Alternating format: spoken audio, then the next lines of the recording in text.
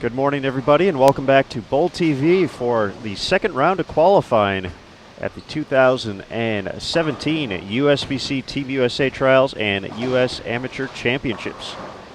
We're coming to you live behind lanes 53 through 56 at Sunset Station's Strike Zone Bowling Center. I'm Aaron Smith with USBC Communications, and thanks for joining us here in the early going. This is the second round of men's qualifying.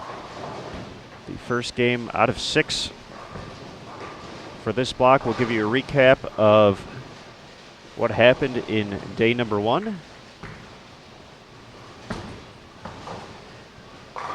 So I'll just get a look at who's joining us here in the early going.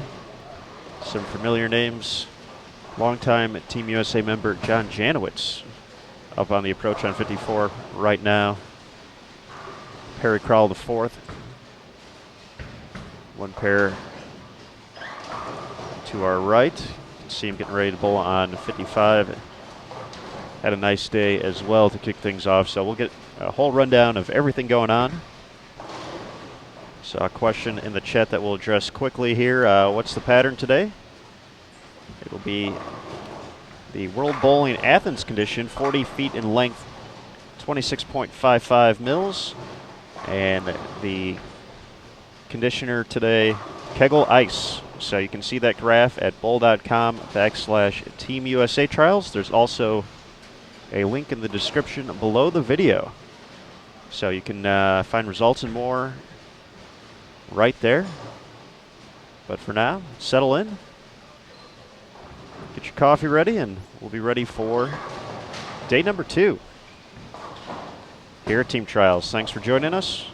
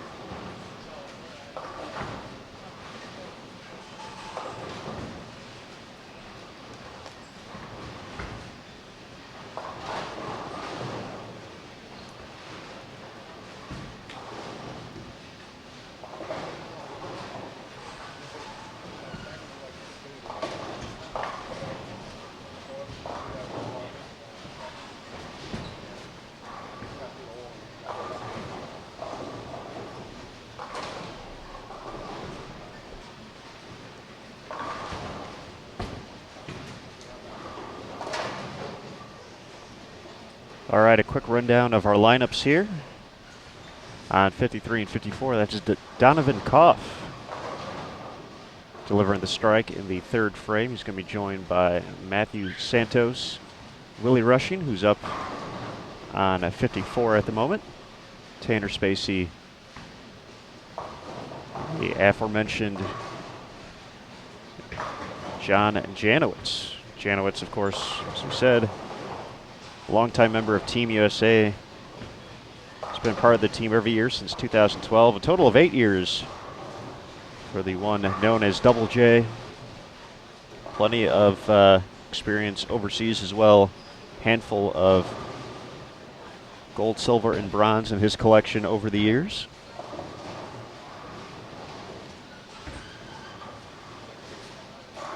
He is a past Team USA Trials champion, 2010, actually right here at Sunset Station. So some past history here for Mr. Janowitz. A 3-time USBC Open Championships titleist as well. His first 2 shots have gotten a little bit away from him, but we'll see the adjustments here shortly. Over on 55 and 56. There's Perry Crowell taking care of the 610, clean through 3. Daniel Bolin looking to get things going on a 55. Their other 2 bowlers, William Boston and Tim Smolin.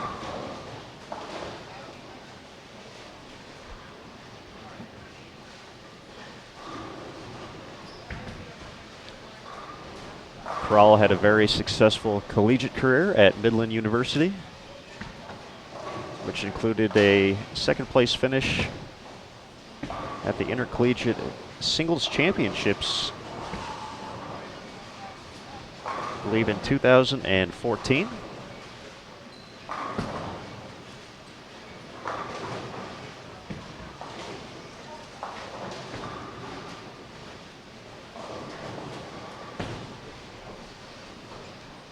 Crowell had a very nice day yesterday, got off to a good start. Sitting just outside the top 5, or just inside the top 5, excuse me. Was 4th overall, 6-game block of 14-16 on the 35-foot Los Angeles condition.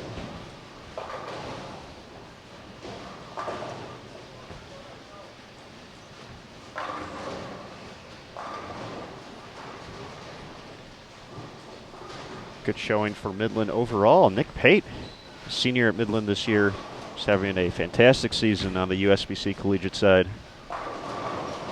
Doubled in the 10th frame of the final game to get ahead of Kenny Ryan to take the top spot yesterday and earn that coveted 1 point, 1463, the number for Pate, representing Inver Grove Heights, Minnesota. Kenny Ryan shot one of the 4 300s yesterday during the men's opening round. Ryan, a 2-time Junior Team USA member, came in second at 14.54. One of Ryan's collegiate teammates at Robert Morris, Illinois, Michael Martell from Chicago, sits in third, 14.18. We mentioned Crowell in fourth at 14.16. Steve Smith rounded out the top 5, 14.09. Devin Bidwell, past Team USA member, also shot 300 yesterday on his way to 13.85. Justin Carl from Albany, New York, 13.83. Matt Russo, Junior Team USA member last year, 13.65 at 8th. Jacob Buttriff has had quite a year, or quite a 2016, looking to get 17 going the right way, 13.59. And tie for 10th, Andrew Hall and Mike Wolf, 13.58.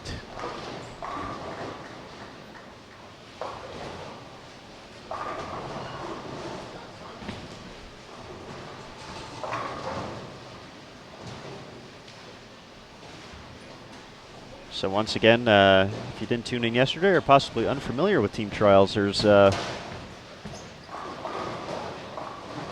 certain ebb and flow to the event as far as kind of how things are determined at the end of the week. Of course, the main goal, earn a spot on Team USA or Junior Team USA for 2017. There's certain ways to do that, but the easiest way is to guarantee a spot, and you You want to do that by having 5 consistent performances across 5 different patterns over 5 days. So this is day 2. The tournament will conclude on Sunday. But as we mentioned, Nick Pate led the way, so he received 1 point for finishing in first. Kenny Ryan was second, received 2 points. Michael Martell 3. Perry Crowell received 4 ranking points. And it's going to go off your performance each day. So let's say for Perry Crowell, gets things going, starts striking a lot. Let's say he finishes 8th today. So he would receive 8 total points, along with his 4 points would be a total of 12. And that number will just continue to accumulate throughout the week. And when it's all said and done, you want the lowest score possible. The top 4 lowest scores for both the men and the women and the adults and the youth earn automatic spots on Team USA and Junior Team USA for 2017. The lowest overall score on both the men's and the women's side also will have the opportunity to represent Team USA at the World Cup in Hermosillo, Mexico in 2017, much later in the year. Now you see that sign up there on the masking units for the U.S. Amateur. And if you look at the standings, you'll see there's a variety of different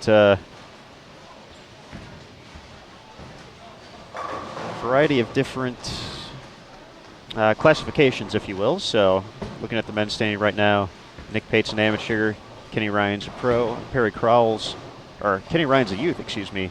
Perry Crowell's listed as a professional. So if you fall, or if you have a Y next to your name and you're a youth, that means you still qualify for the opportunity to make a spot on Junior Team USA. If you're an amateur or pro, you're going for the adult team. But if you have amateur or youth next to your name, you're also competing in the U.S. Amateur. At the end of the week, the top 3 amateur scores,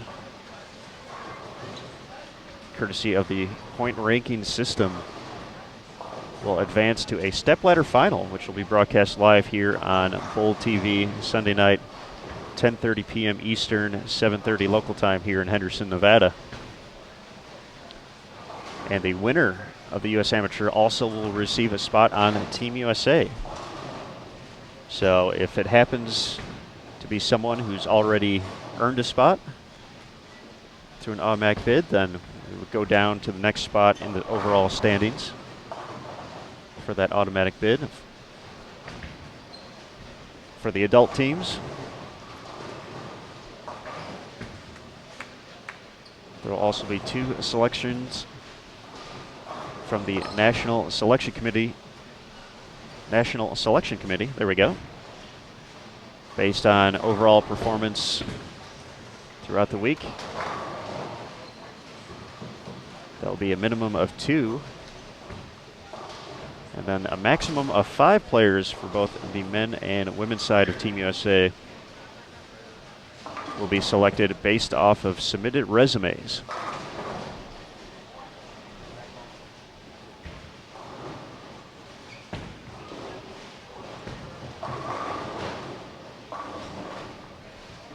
All in all, there will be 12 men and 12 women on both Team USA and Junior Team USA. For the juniors, we have the 4 automatic spots. 2 will be selected from the National Selection Committee. And the other 6 spots have already been determined based off of performances at the Junior Gold Championships in 2016. So we already know half of the team members, but we'll get to know the other half at the end of the week. The National Selection Committee. It's tough for me today, but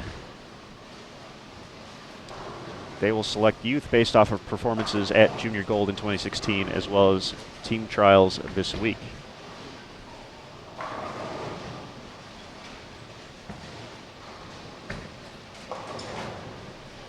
But of course, the big exciting moment at the end of the week, the reveal of Team USA and Junior Team USA, especially those selections from the National Selection Committee. Always exciting, always emotional moment, folks earning that spot, especially for the first time Always a great moment to see. So we'll have that featured immediately after the U.S. Amateur Stepladder Finals. So that will all take place Sunday. Sunday is going to be an exciting day.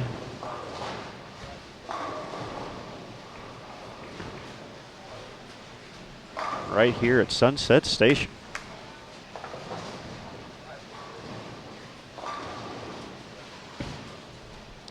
Question in the chat about a Kevin Fisher sighting, one pair to our right. That is correct. He is actually up on 57 right now. You'll see him right there.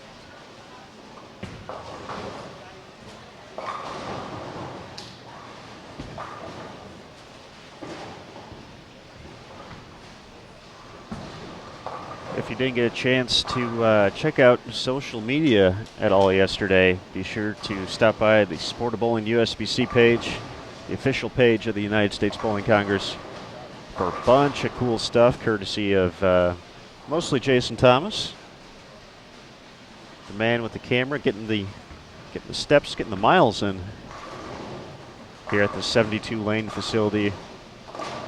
We had 4 300s and a few feature videos throughout as well. There is a great piece that we posted after everything was all said and done yesterday, taking a look at Kelly Kulick and Marshall Kent, and seen one shot from each game on this, or we're using a different pattern today, but that was the 35-foot Los Angeles pattern. For Kelly, she didn't move too much. For Marshall, he had to make a few steps left, so that was very interesting to watch. We actually got to catch Marshall Kent here on Bowl TV in Game 6, and playing a 35-foot pattern like you're not used to seeing. Definitely worth going and checking out in the archives if you get the chance.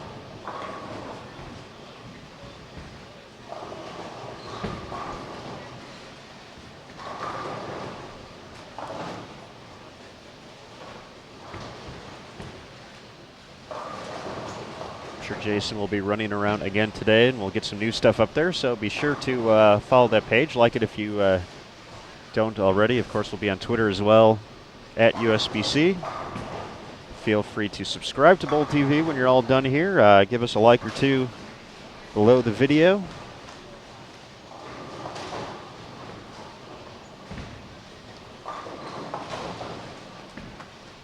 And to Sean Connolly in the chat.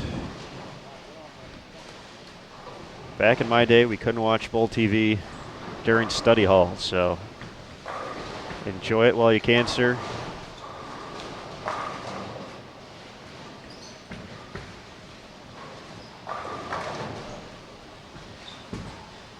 And certainly don't miss out on any study time due to us.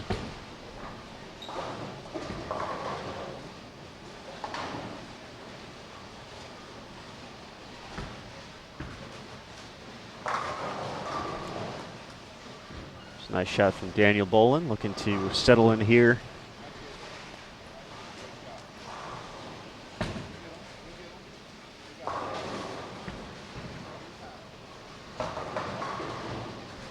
So we hit the home stretch of game number 1.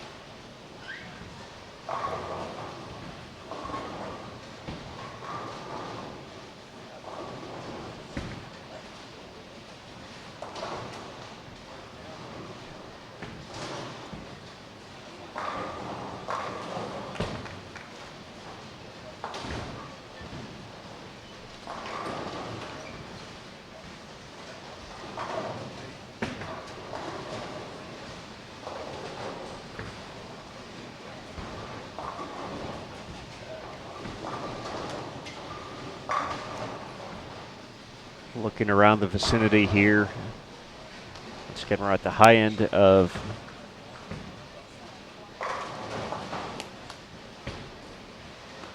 Sunset Station. Not seen anything too crazy out of the gates. A few players starting strong. No long string of strikes within viewing range, at least. Chris Barnes, one pair to our left, is exchanging strikes and spares, so still looking for that first double. Speaking of looking for a first double, here's John Janowitz.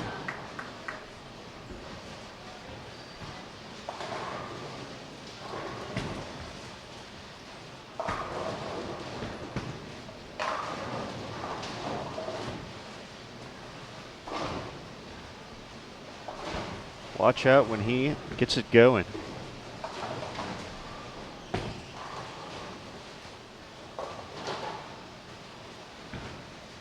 Double J really burst onto the national scene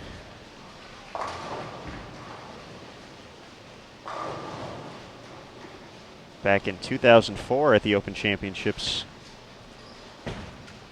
shooting 8 of 58 in singles at the National Bowling Stadium in Reno, Nevada, to end up winning 2 Eagles. He also won all events that year. JJ made his first appearance on Team USA back in 2007. And outside of 2 years since then has been a staple of this program.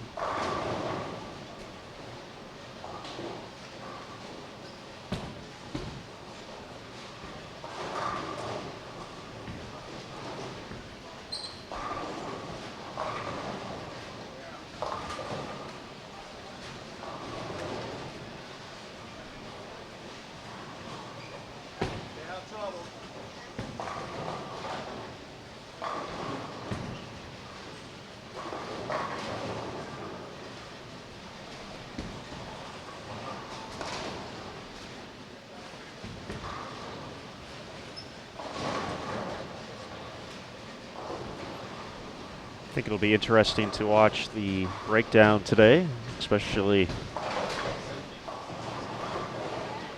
the rev rates of some of these guys here. 35 feet yesterday. Typically,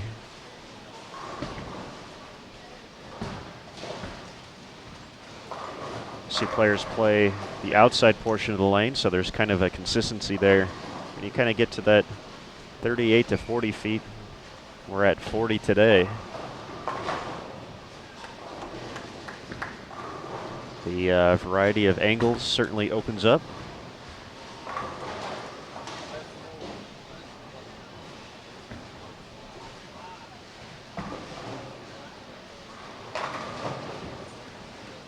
Seen some folks like Mr. Santos there already getting into fourth arrow. Some guys a little more direct. So it'll be fun to see where everything gets by game 6.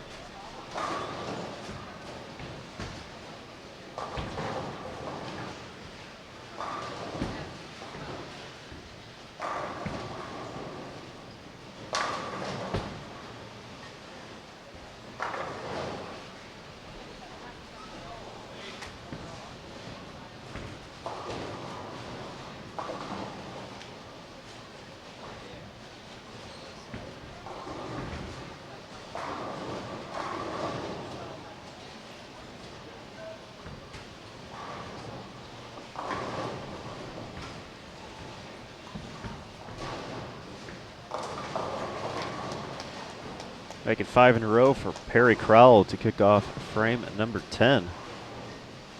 It's that one to come back from way downtown. Stick at 233 this game.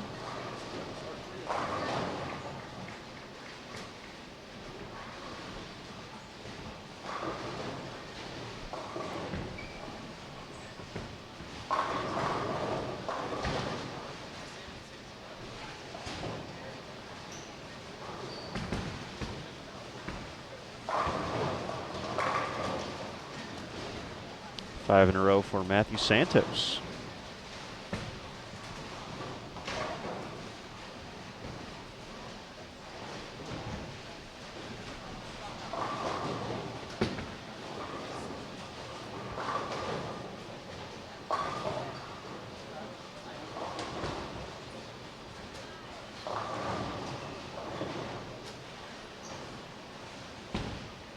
You can find lane assignments and more at bull.com/Team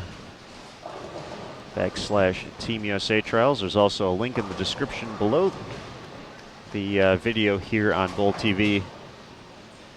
That second paragraph where it says to follow results and more, visit, and then there's the link. That's the link. So you can follow your favorite players around and see if they're coming to Bull TV. Once again, lanes 53 through 56.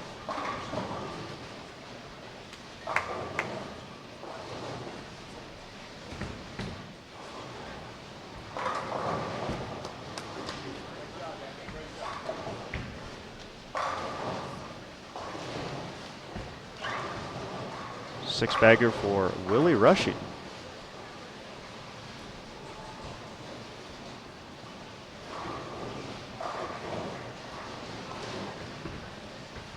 He's currently rushing his way to a big game here to kick things off.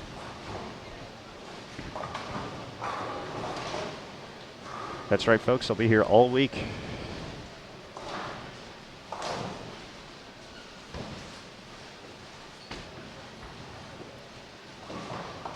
Crowell finishes with 2:20, looking to maintain that pace from yesterday. William Boston at 2:03. Daniel Bolin with a strike already can max out at 188. Tim Smolin working on a double. Add 3 more to get to 186.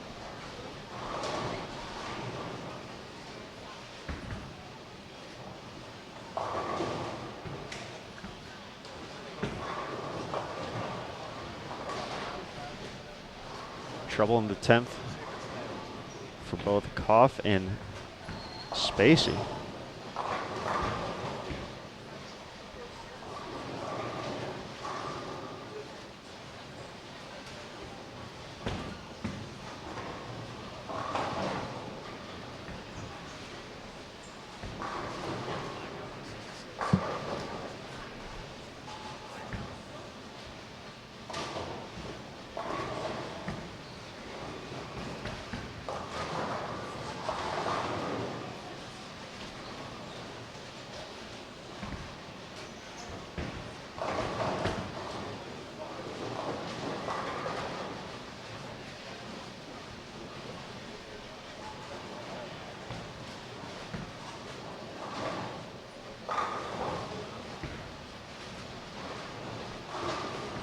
Nice shot there from Tim Smolin.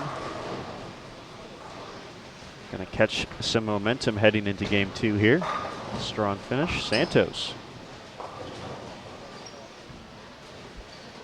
Strong finish of his own. 258 is still out there.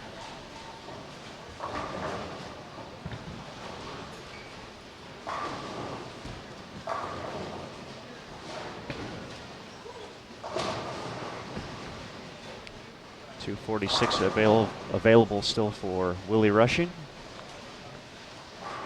Double J, 213 max.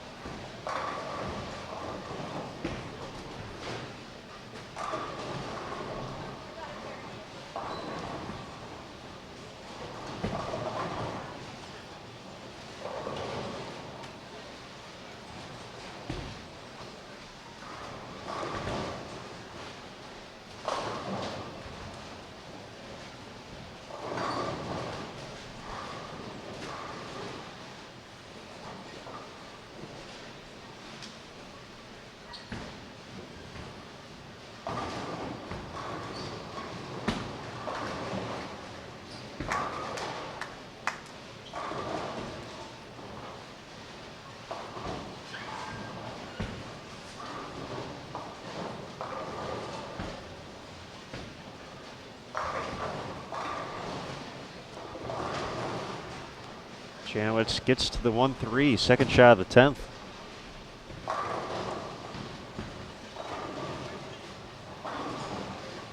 The left staring at a 7-10.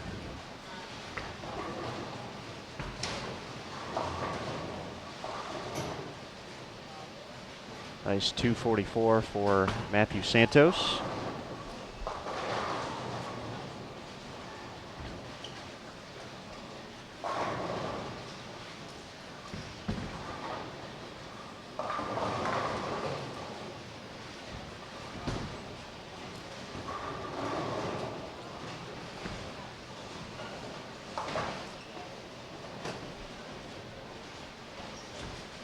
.202 the final tally for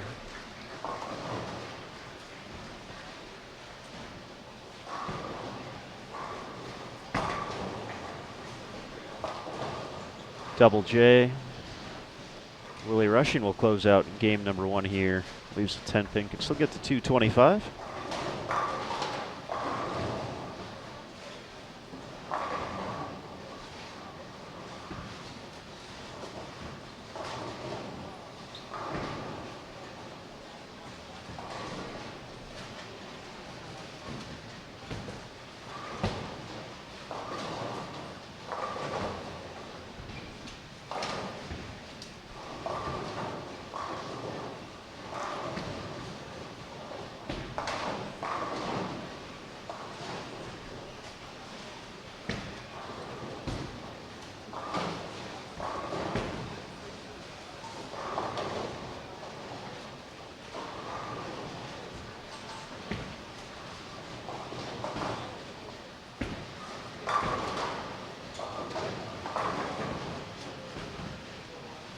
9 pin for 224 for Willie Rushing. And game number 1 in the books here on Bowl TV.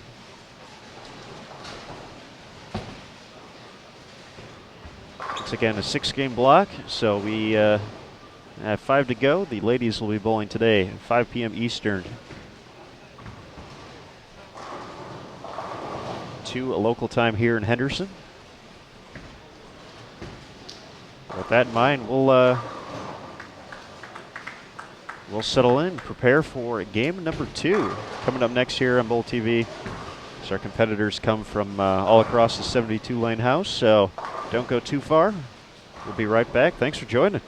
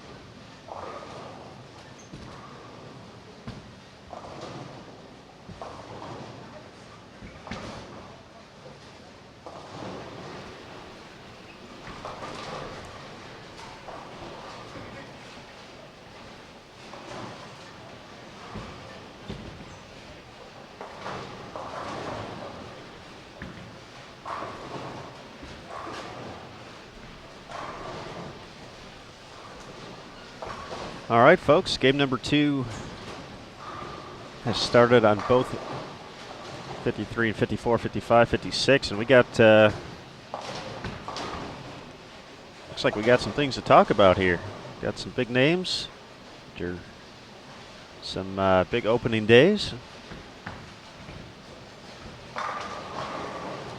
Looks like for Mr. Dallas Leong, plus 100 is as good as it gets after one game.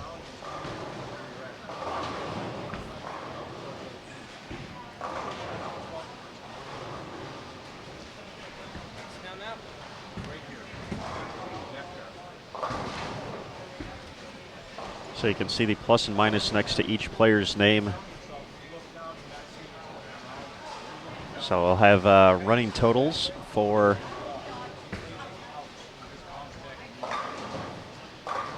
each player throughout the block.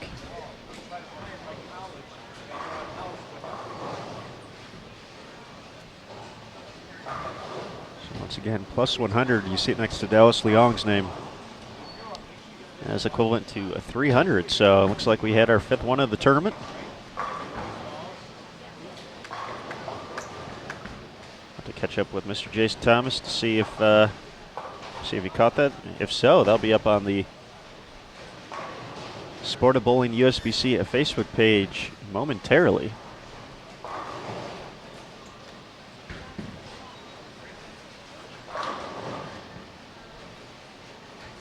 But overall, we got our top 3 performers from yesterday's opening round here in the area. So Nick Pate led the way yesterday. As we mentioned, 1463. Kenny Ryan over on 55 and 56 was second. 1454, and Michael Martell, who's up on lane 53 at the moment, finished at a 1418. So those 3 gentlemen averaged well over 235. For Peyton Ryan to make it 240 and better.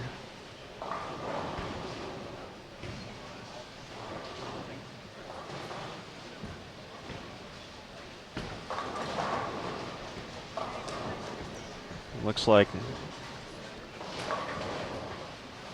Pate, Martell, and Ryan just not too strong out of the gates. Ryan Pate right around even. 163 for Martell, and now looking at another split here.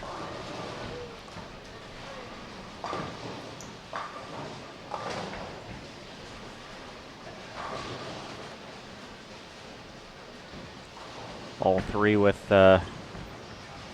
collegiate experience. Talked a little bit about all week so far here on Bowl TV.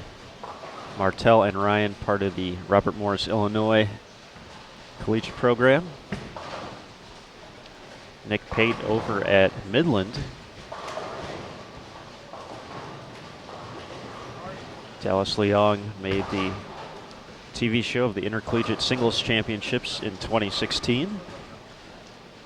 Not too far of a trip for him this week, out of Las Vegas, going to UNLV.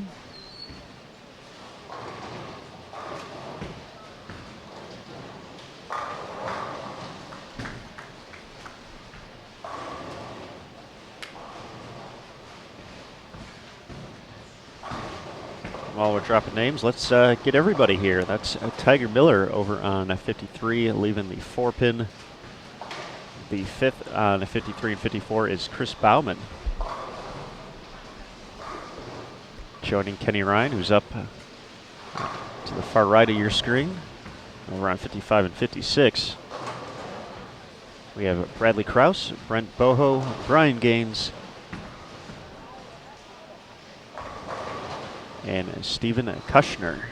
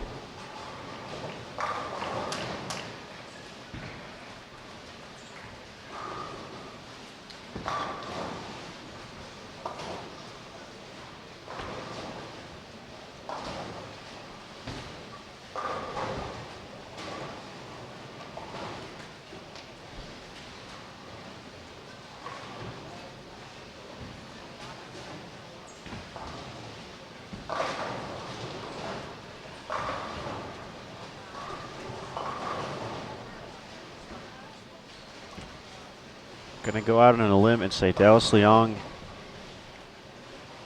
is a fan of this Athens pattern.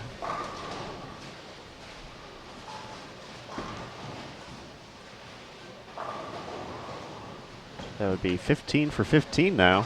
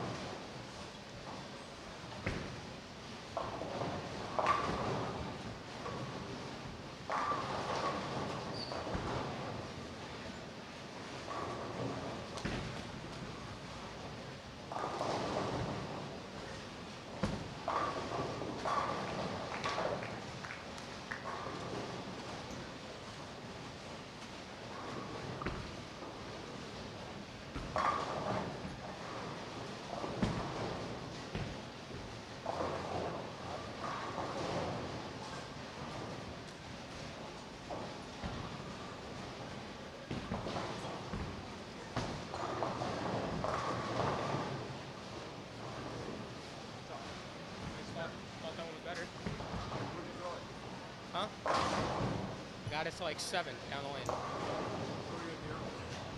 11, 12. Made my eyes move, but. Yeah, you're like 7, 8 0. Really? Hey, what's the Christmas tree look like? Where's the pattern? At what coordinates? What coordinates are along the black line? I don't have it in front of me. I don't know. Give it a call. No. Where's it at? There.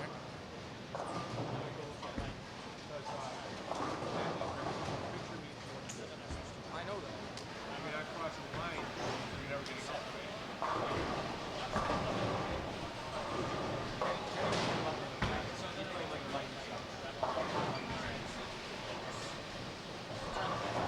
I don't think that's the right ball for there either. All right, we have the first Dallas Leong spare ball sighting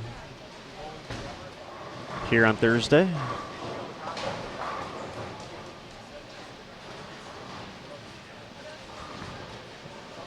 Despite not being used for eons and eons, no problem covering up the 10.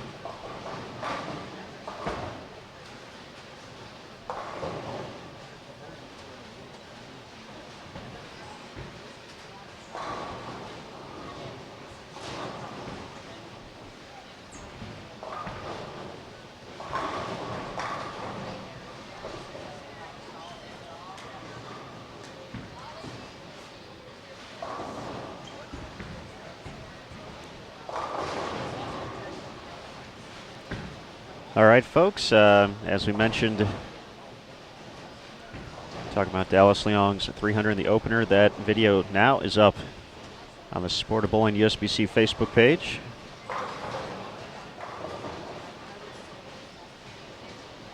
So you can check out the final few shots from that.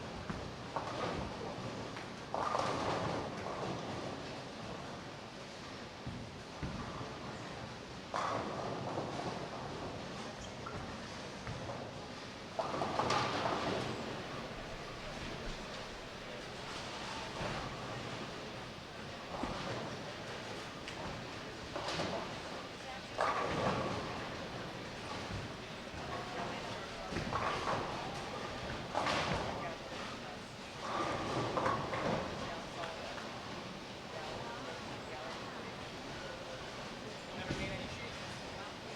Never made any shape. Huh? No, it ripped the rack, but if I get one going left, it's never going to see it. I feel like if I get one going a little too far left off my hand, it's not going to see the back half of the lane. So it's going to be like a cliff and it's going to fall off.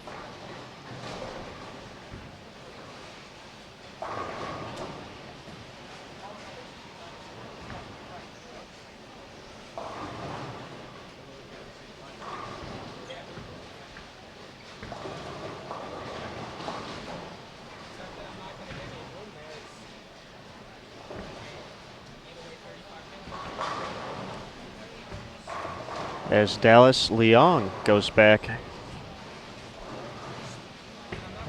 on the strike train.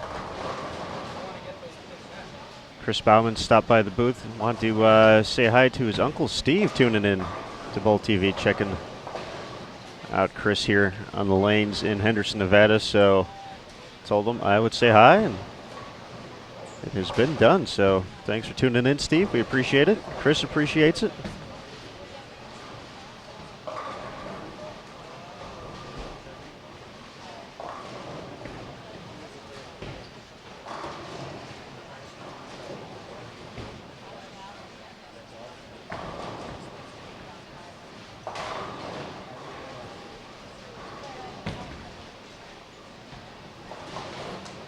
Big thanks to everybody for tuning in. Had some good crowds all week so far. Hopefully that continues all the way to Sunday for the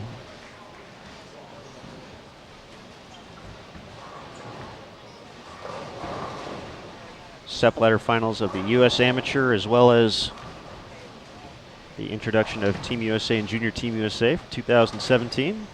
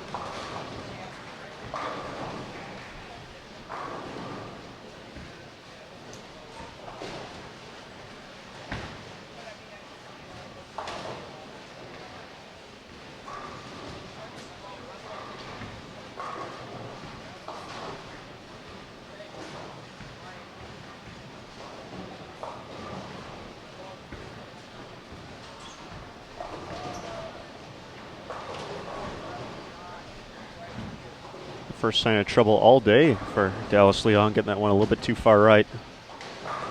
Leaves the 2-4-10.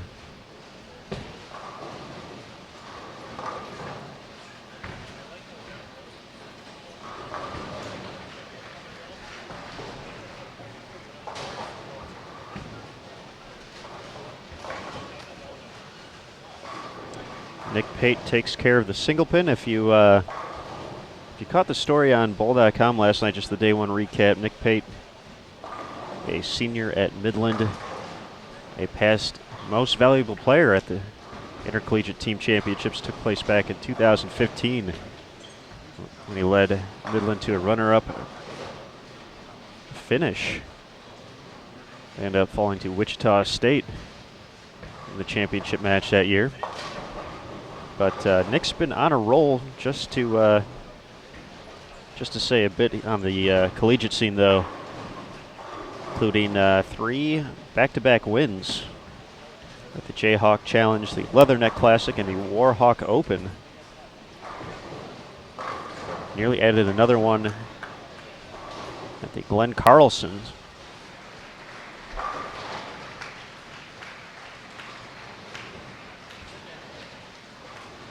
In Las Vegas a few weeks ago.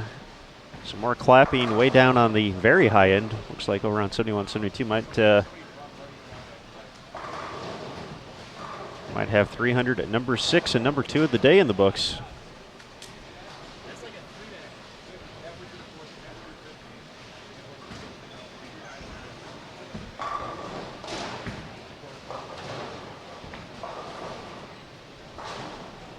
So we'll have to wait and see about that.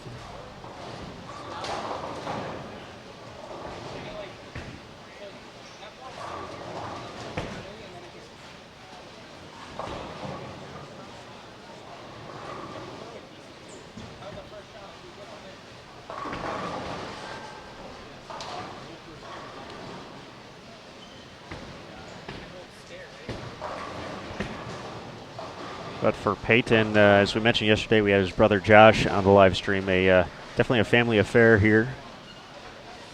Total of 3 Pates in the field, along with sister Lauren Pate. All 3 of them currently in the collegiate spectrum as well. Lauren at McHenry, Nick at Midland, as we mentioned, and Josh at Wisconsin Whitewater.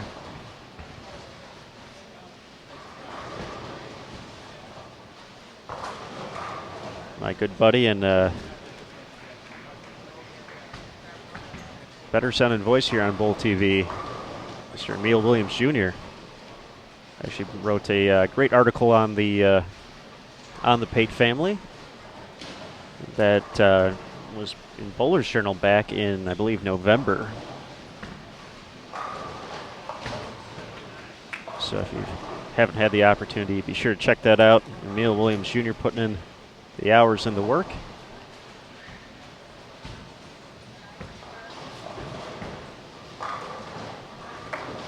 Kenny Ryan putting 10 back. First double here in game 2.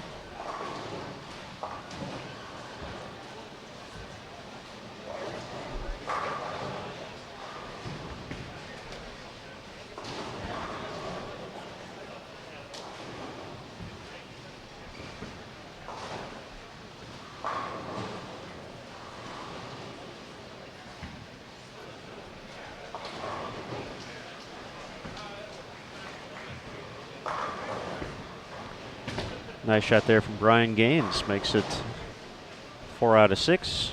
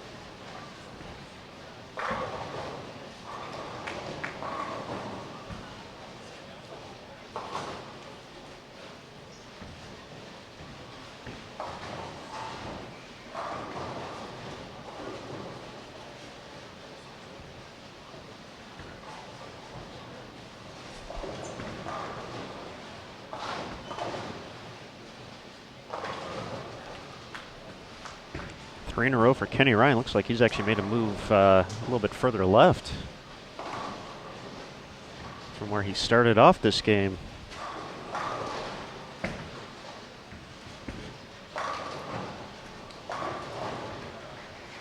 Now finding the right look to the 1-2.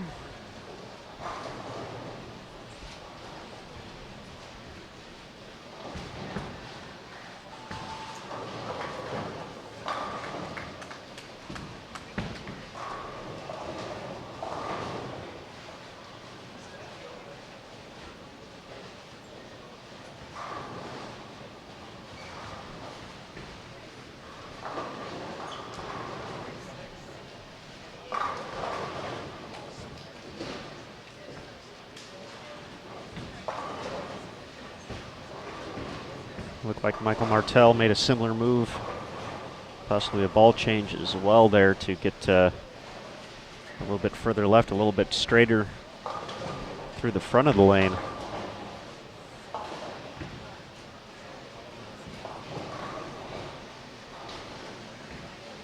Just ran a tad bit high there, almost a 6-8.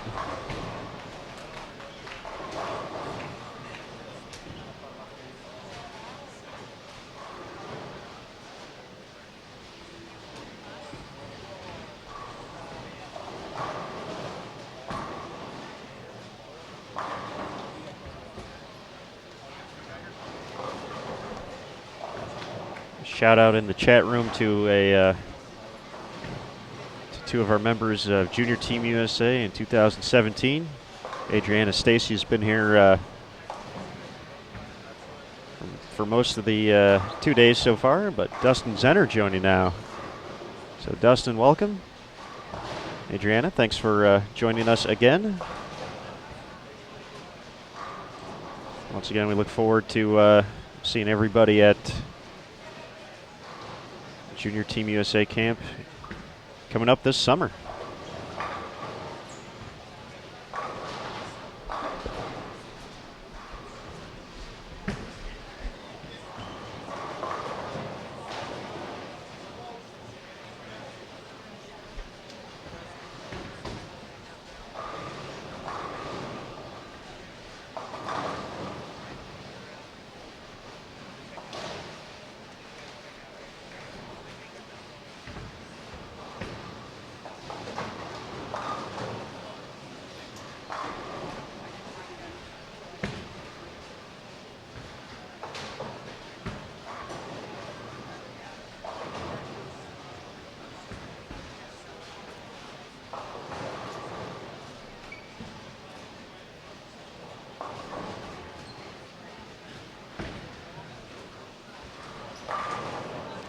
Brent Boho getting the hit on the 7.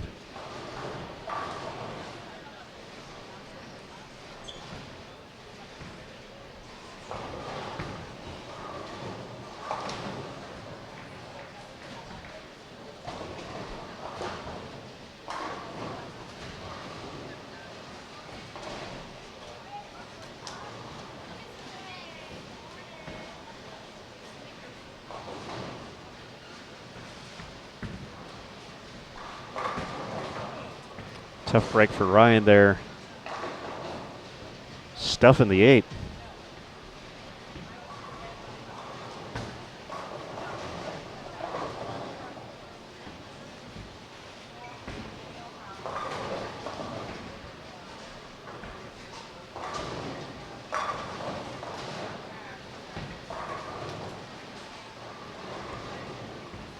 Martell delivers in the 8th frame, looking for a big finish here. Still has 224 out there.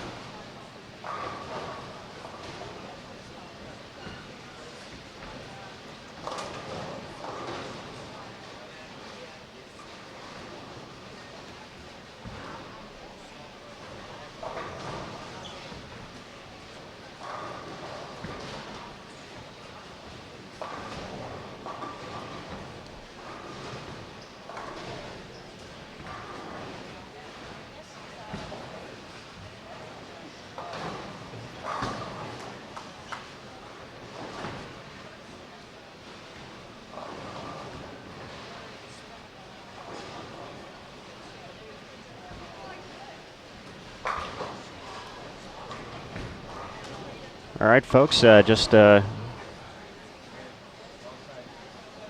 note coming up for Game 3 over on 55 and 56. We'll have the left-handed power hour with Jacob Buttriff and Andrew Kane coming up.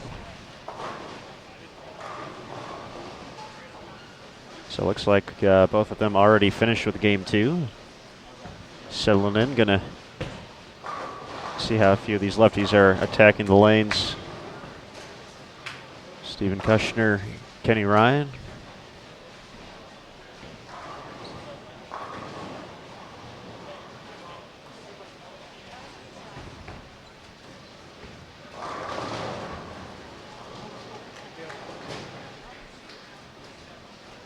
While they watch, we still have unfinished business here. Game 2. Foundation frame starting up.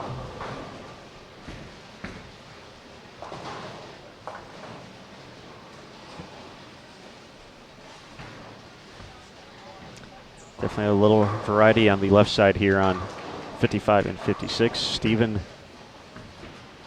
as you can see, they're definitely opening up the lane a little bit.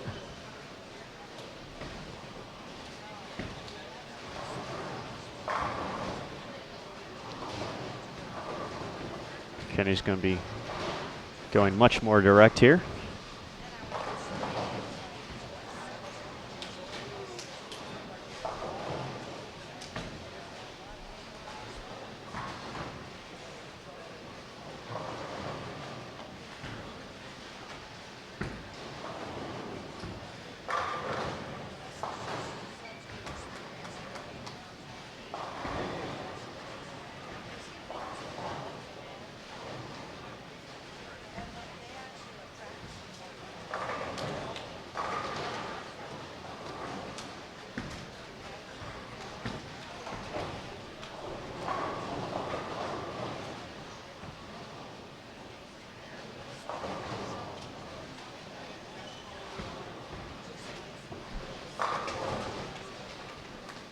Both players finding their way to the pocket, though, and striking. Variety is the spice of life. We definitely got to see that with the short pattern yesterday, especially here for the guys by Game 6. Saw players straight up the lane, a few guys opening it up a little bit, and then Marshall Kent doing things you don't usually see on a 35-foot pattern, even in Game 6. You can check that out on the archive here on Bull TV. Be sure to subscribe to Bull TV. When you're all done here, give us a like on the page. And of course, all the excitement on social media this week. Sport of Bowling USBC on Facebook, at USBC on Twitter.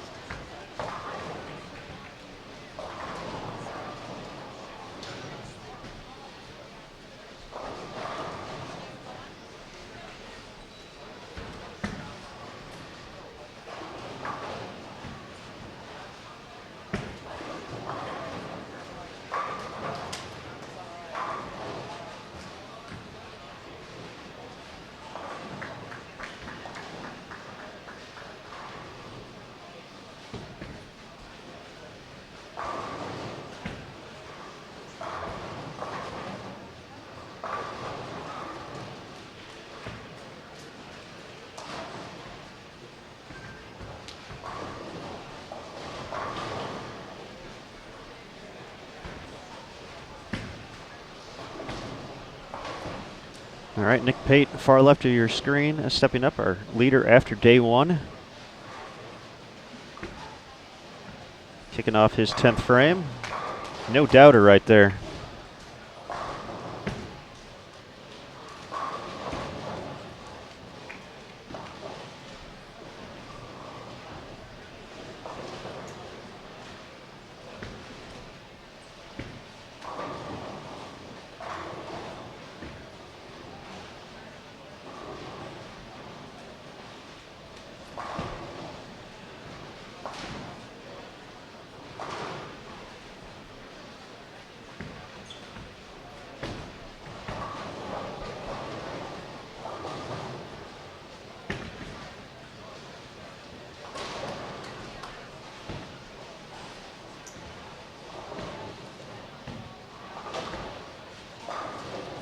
Hello to Chris Cundiff in the chat.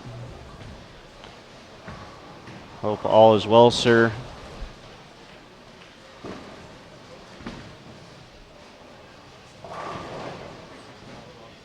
Thanks for tuning in. A big thanks to everybody for tuning in here to day 2 of the USBC Team USA Trials and US Amateur, taking place at Sunset Station's Strike Zone Bowling Center.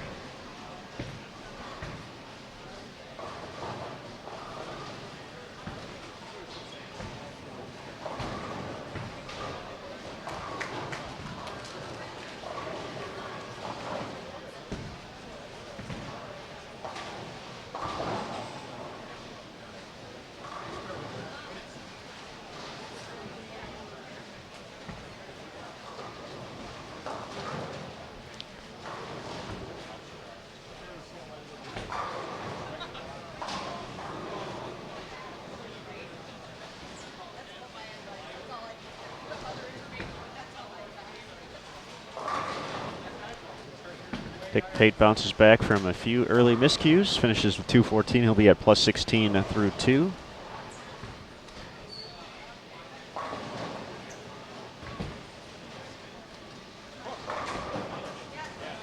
Brent Boho sending sticks all over the place.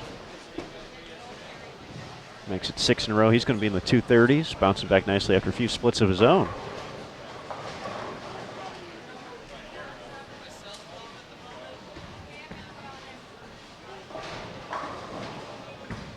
Dallas Leong finishes with 203 after 300 to kick things off here, so he'll be at plus 103.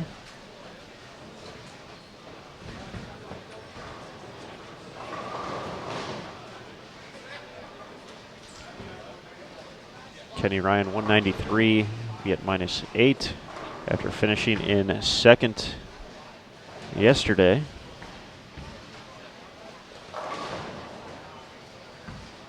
Seven pin not cooperating for Mr. Martell. So he's going to have a little bit more work to do here in the final 4 games.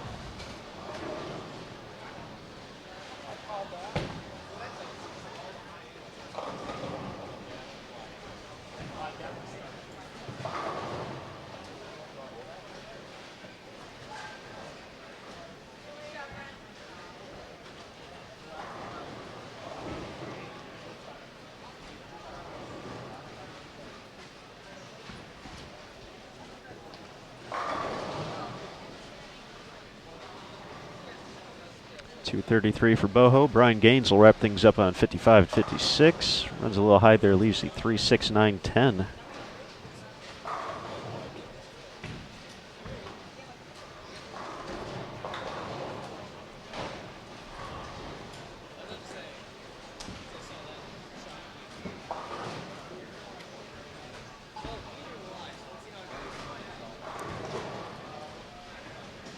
Folks moving all around the 72 lane center, so we'll see how quickly game 3 gets going.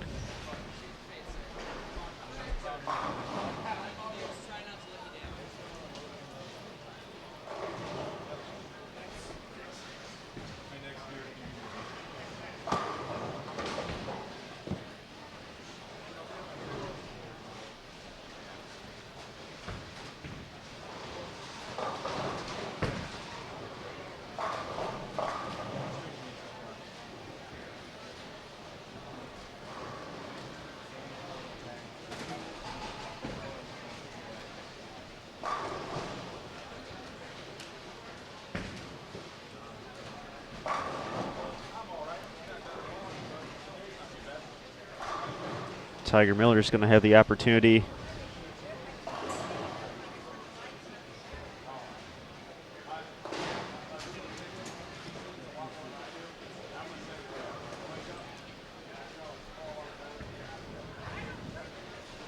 Miller will have the opportunity to finish up Game 2 for us here on Bowl TV.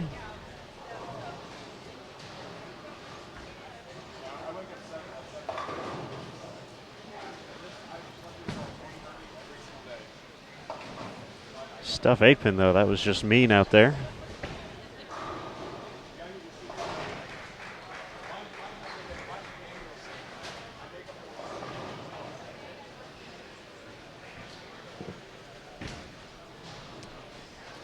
Get one more, get to 161. And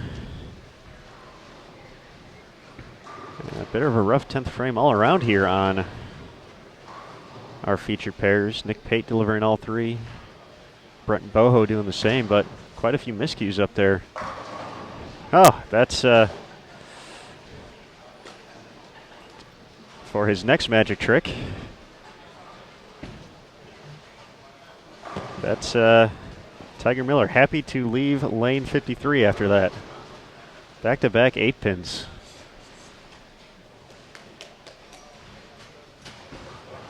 Well, that will conclude game number 2. Game 3 coming up next here at the 2017 USBC Team USA Trials and US Amateur.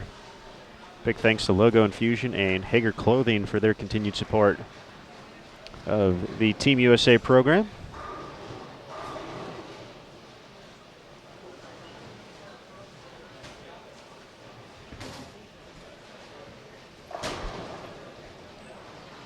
So that will do it. We got a few of our competitors already here for Game 3, so we'll see how quickly we all get there. As mentioned, for you Southpaws out there, 55-56, we'll have Andrew Kane and Jacob Buttriff competing, so you'll get to see how they're attacking this pair. You can see Mr. Kane right there.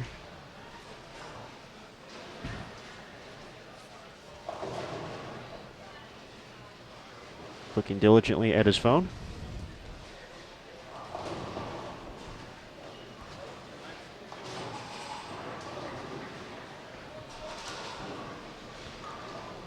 But as we wait, just a big thanks once again to everyone.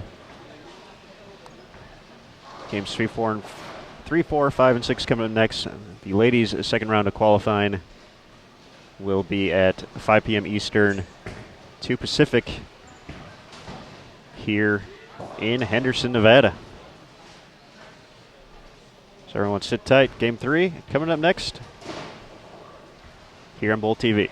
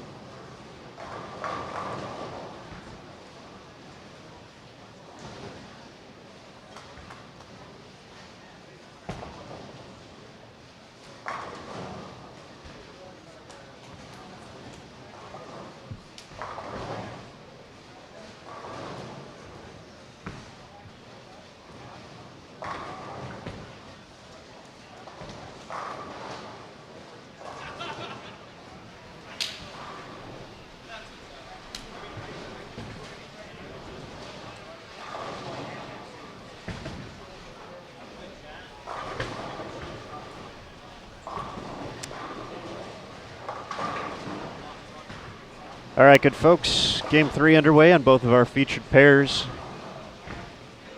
As you can see up there, Andrew Kane with a 300 in Game 2. That was not what all the commotion was about, though. Anthony Njokas, 299 was what we heard. That was way down on the high end of the house.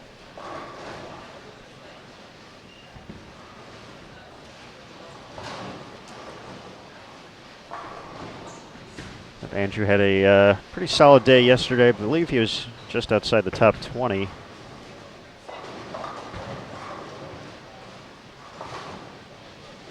Looking to improve on that and once again join Team USA for a second consecutive year after making his return at last year's event.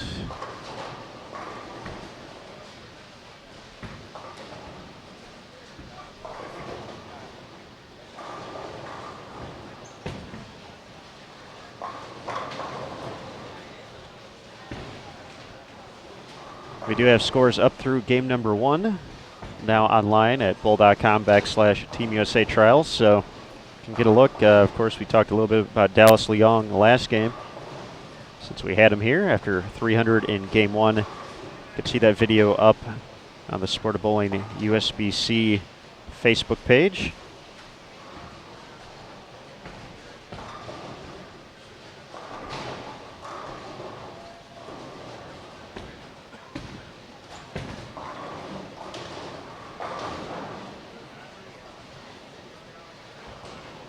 Andrew Kane's 300 also now up on the page, uploaded 4 minutes ago by Jason Thomas. So we got both of the 300s today up there right now, along with a interesting slow motion video courtesy of Jason Thomas showing Matt O'Grady leaving a pocket 710. So you kind of get to see the slow motion makings of one of the worst breaks in bowling.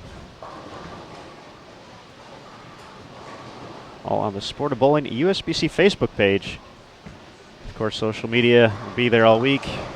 Facebook, on Twitter at USBC. And of course, live streams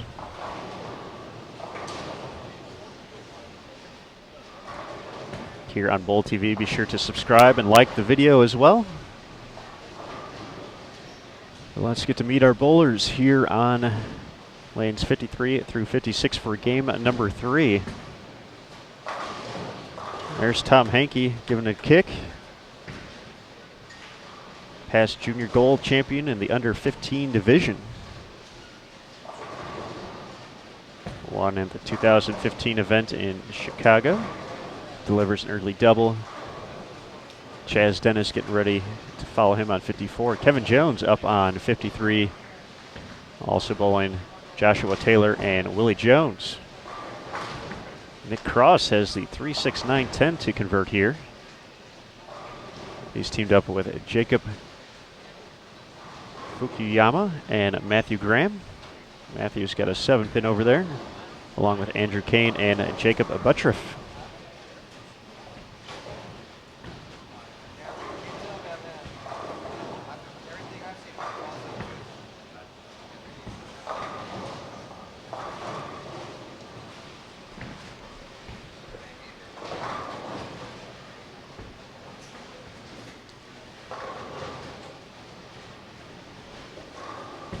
For those of you folks wondering who's going to be coming to the feature pairs throughout the day, specifically saw the true Coach K, Mike Kubacki, asking about that. If you go to the link below the video, or the description area below the video, there's a link that'll take you to the lane assignments. Or you can go to bowl.com/Team USA Trials, or if you just go to bowl.com, click on the Tournaments tab up at the top of the page, click on Team USA Trials, and you'll be able to find lane assignments in the 2017 results section. That's right up there in the banner at the top, picture of Marshall Kent and Danielle McEwen. Just go ahead, click on that, that will take you there.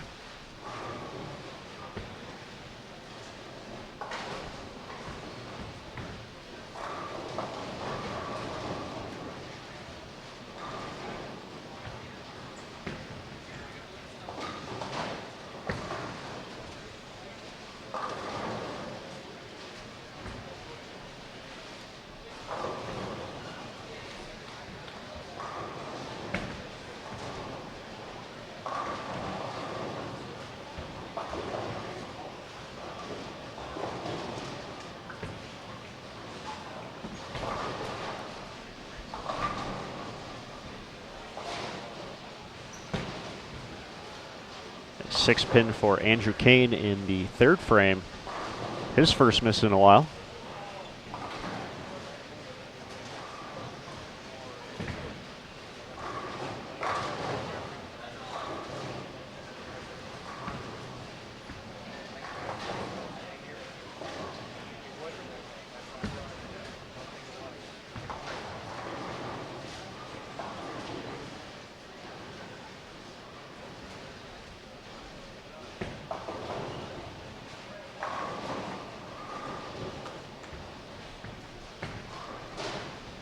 For Andrew Kane, it's been quite a while since he was on Team USA. We mentioned he was on the team in 2016. His previous trip was back in 2005. He spent 4 years on Team USA, 1 year on Junior Team USA. But in between 2005 and 2016, Andrew, a little busy on the administrative side of the sport, serving as the president of the United States Bowling Congress during part of that time. 2012 to 2015, to be exact.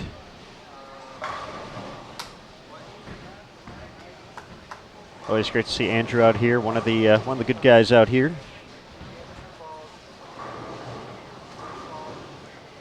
Past U.S. Amateur Champion back in 2001.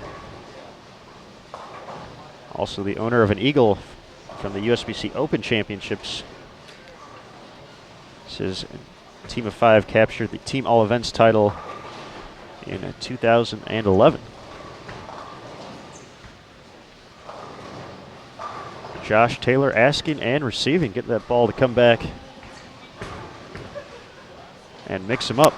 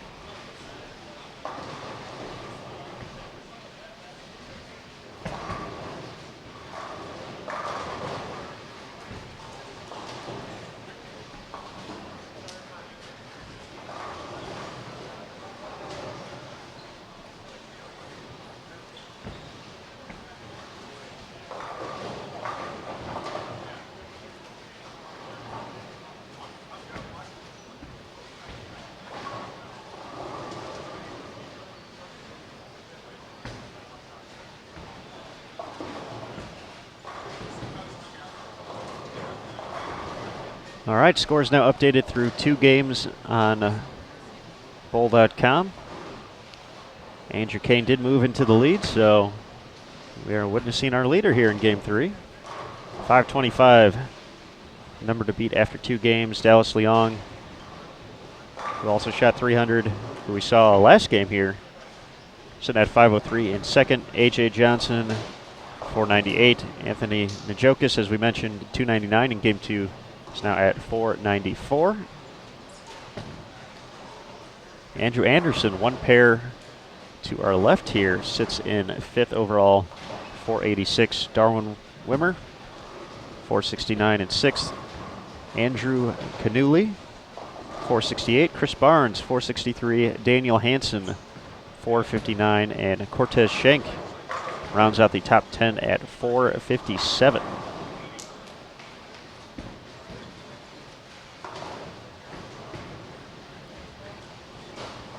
Total of 58 players plus.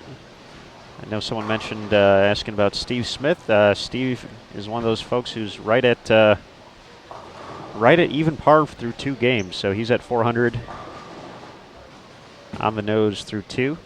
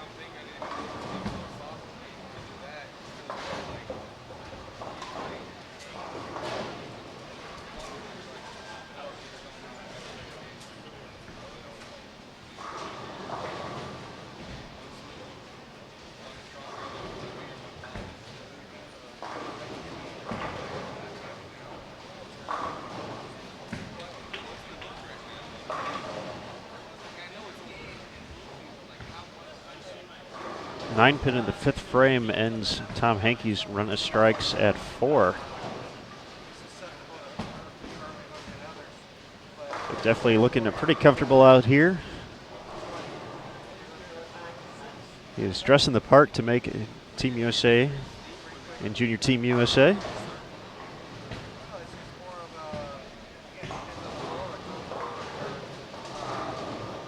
Tom, a real good young player. We're going to be hearing a lot from him over the next few years. Just a kid still. Going to be moving up to the collegiate ranks in the next year or two.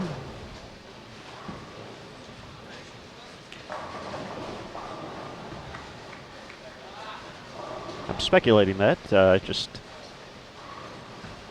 15, 2 years ago, so coming up on that 17th birthday, 18, something like that.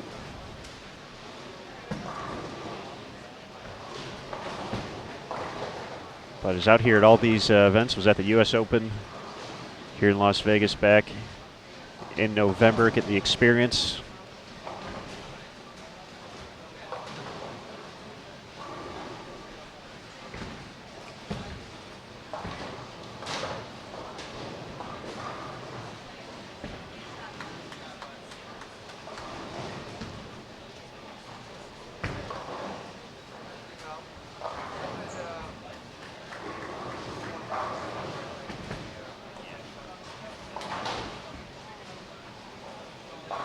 All right, question in the chat about making a junior Team USA. There are actually 2 events to qualify to Junior Team USA. Just the one for Team USA, that's this week. But essentially it's through the Junior Gold Championship. 6 spots are awarded on both the boys and girls side for the following year. So those who qualified in 2016 at Junior Gold will be on the team for 2017. And then another 6 spots come from this event. 4 are automatic based off of the overall performance of the week, the top 4 in the ranking points. And then 2 spots come from the National Selection Committee, which is based off of performances this week at team trials as well as at the Junior Gold Championships.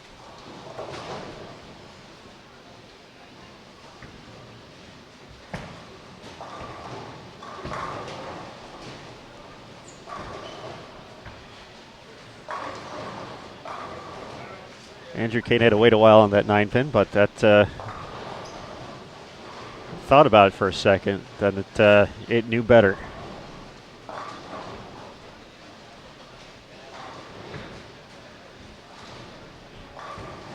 Andrew definitely looking comfortable out here, which usually is the case when you're leading.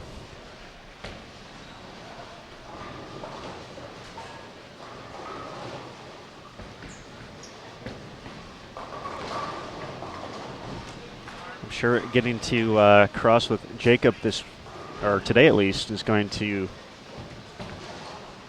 assist in that throughout. Jacob at plus 54 through 2 games.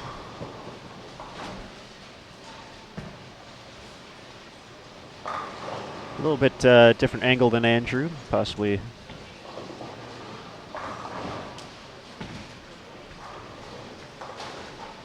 Different, well, the different surface. It almost looked like urethane going down the lane for Jacob. But he can make that look pretty good from all angles. Had a phenomenal 2016, 2 PBA Tour titles, a record 9 regional titles.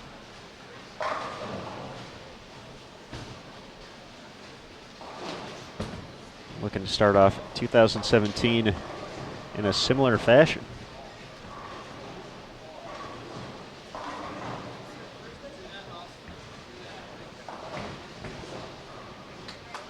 On the right side today, we saw guys starting a little bit further left, which is to be expected on this 40-foot Athens pattern.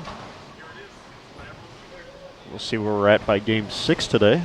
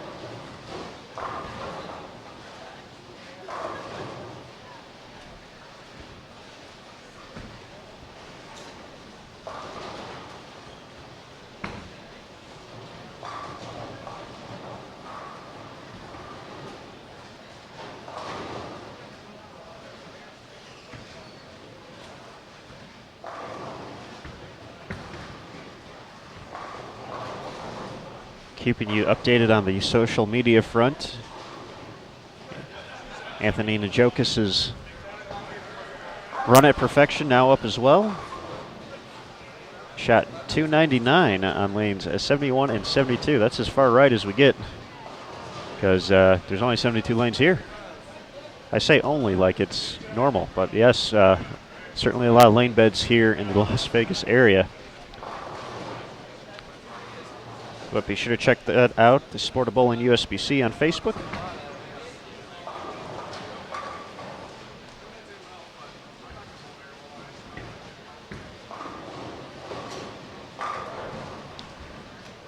Great shot there by Jacob Buttriff.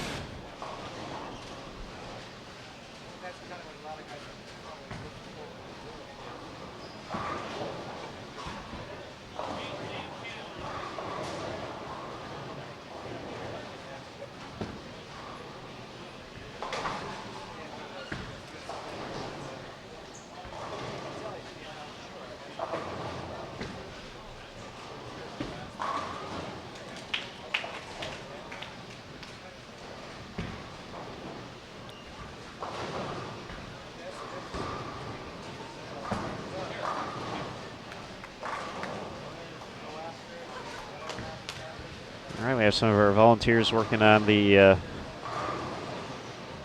situation on 53 and 54. Not sure if we need a pin respotted.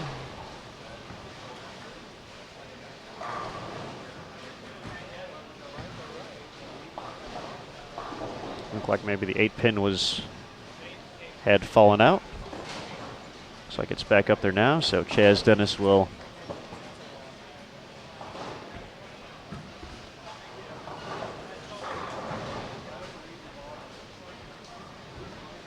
have the chance to make a run at this split.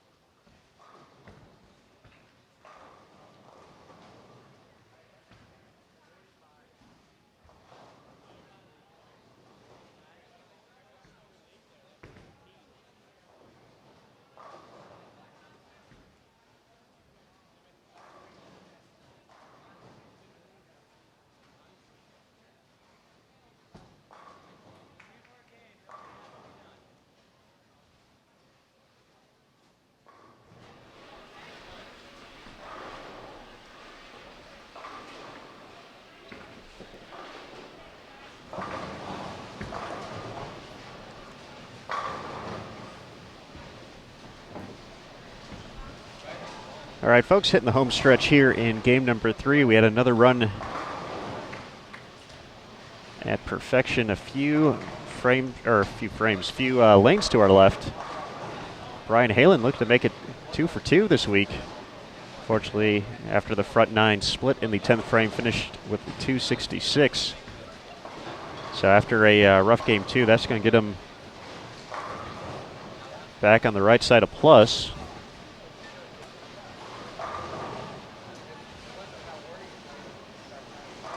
Saw Lucas Wiseman make an appearance in the chat. Hello, Lucas. Hope all is well.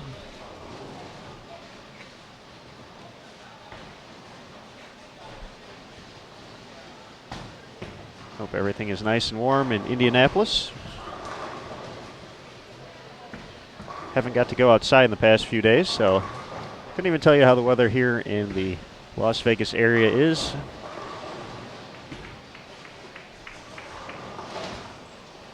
But it's January, so it should be still somewhat warm for Vegas.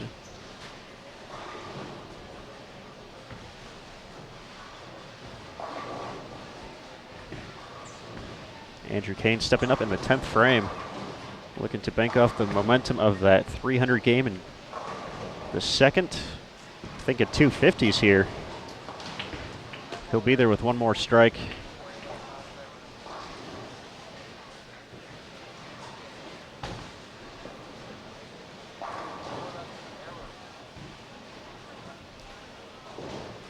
Just as a note for everyone, we now have overall scores updating as well on a game-by-game basis. It's Tom Hankey looking real good here in game number 3.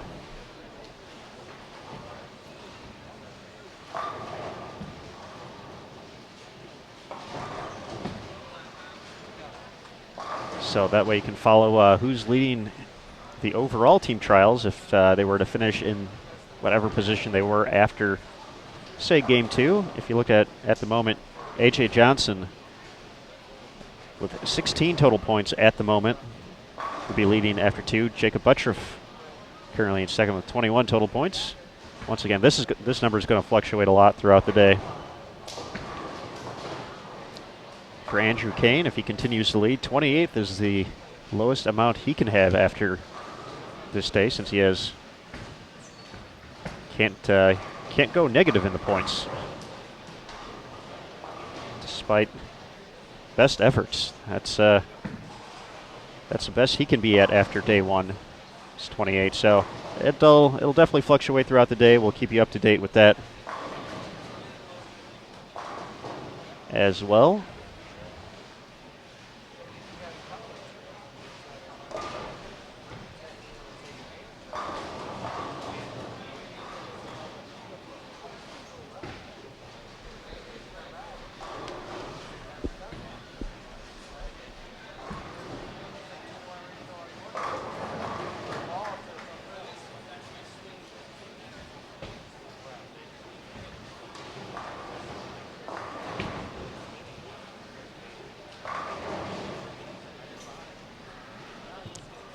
Quick correction in the chat. Unfortunately, at the moment, there is no live scoring available.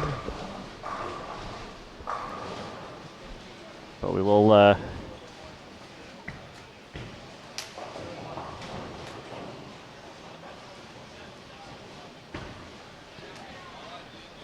do our best to keep you updated game by game as results come in. Of course, we'll be able to follow the plus minus for each of these players throughout the course of the event.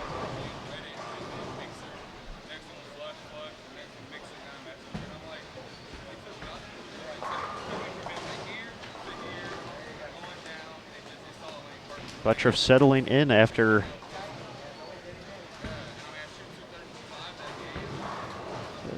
a rough 3rd, 4th, and 5th frame, connecting for the last 5.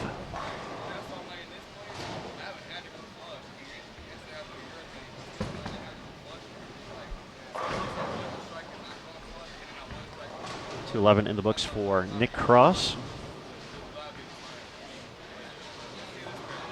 Jacob working on a few strikes. Oh, all Jacobs working on a few strikes. Whether it's with a C, with a K, it's all good. All strikes up here. Both looking to finish out strong. Jacob with a C can get to 234. Jacob with a K.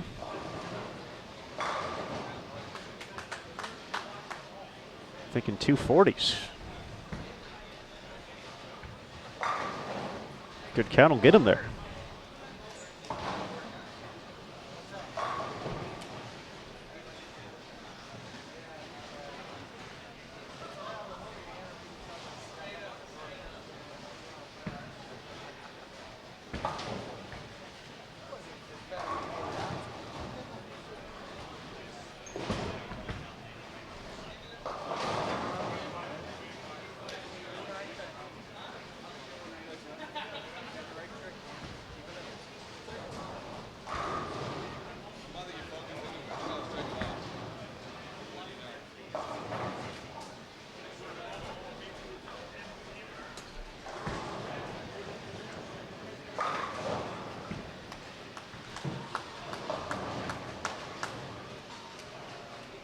Jacob Buttriff, 242. I'll give him to plus 96.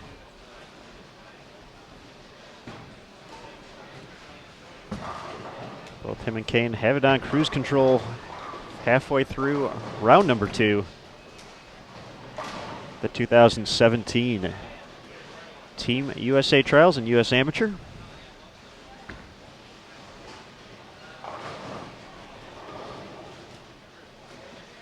Chaz Dennis gets 4 out of the 5 on the split.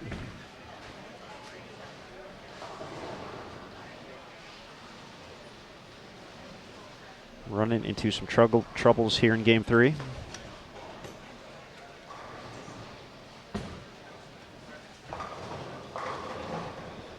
Josh Taylor and Tom Hankey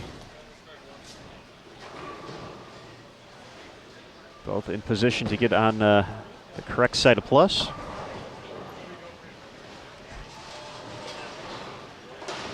Looking for some big 10th frames here.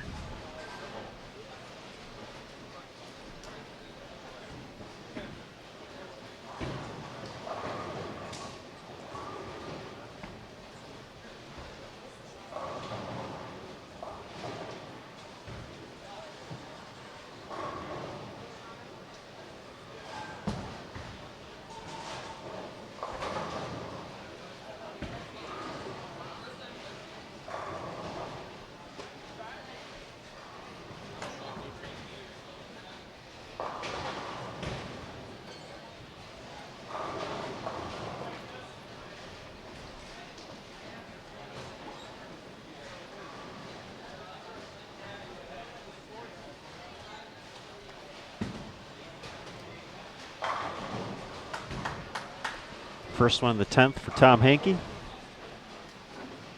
Now in the 260s. Matthew Graham finishes up with 206. As we got a few players already ready for game 4.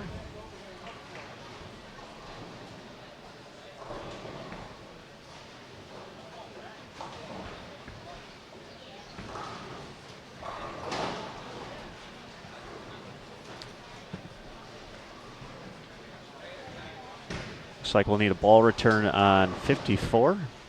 Pin blocking the path there.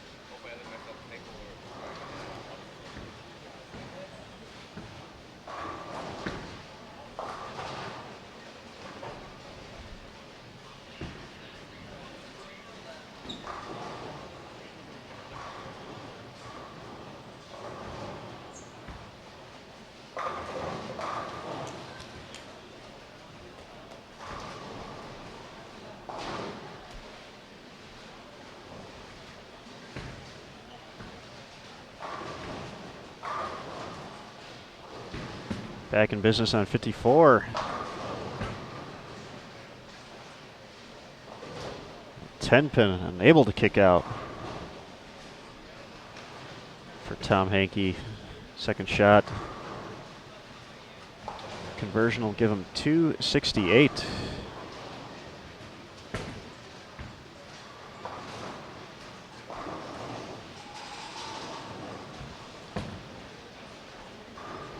So we got end of game 3 on the left, start of game 4 on the right. This guy's wasting no time starting things up.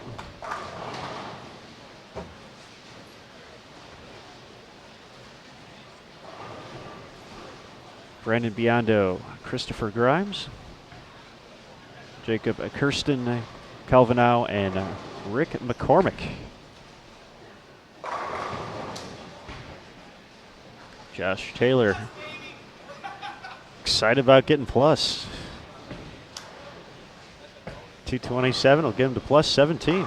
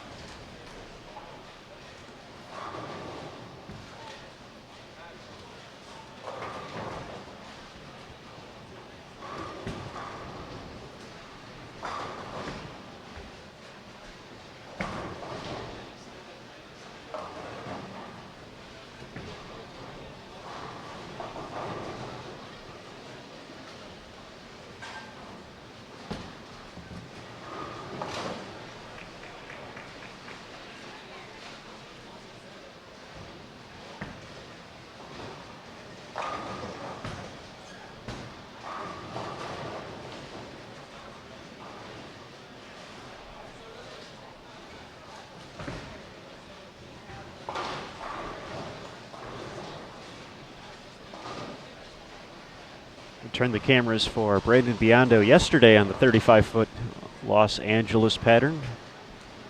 Had the front 9 a pair to our left.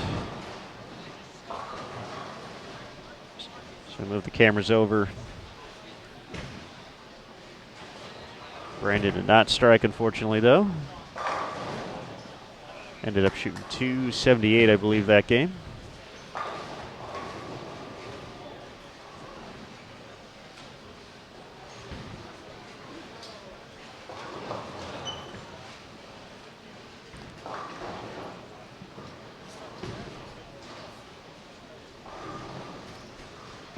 Brandon finds some trouble in frame 2, leaving the 2-4-8-10.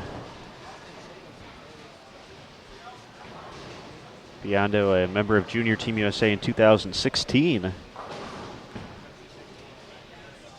After a great performance at the 2015 Junior Gold Championships in the Chicagoland areas, Calvin getting pins to topple.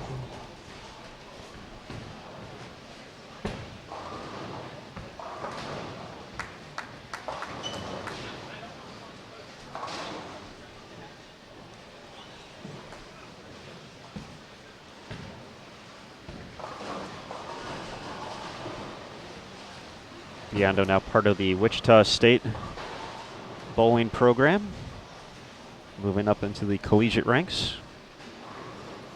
And as we mentioned yesterday, a big bowling family there. Both Brandon's mom and dad have spent time on Team USA, Vince and Joey. So certainly cool to make that down to the next generation.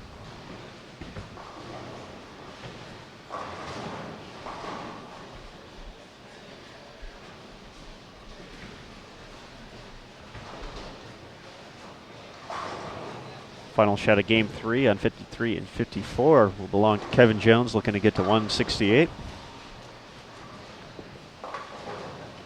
Tom Hankey doing work though.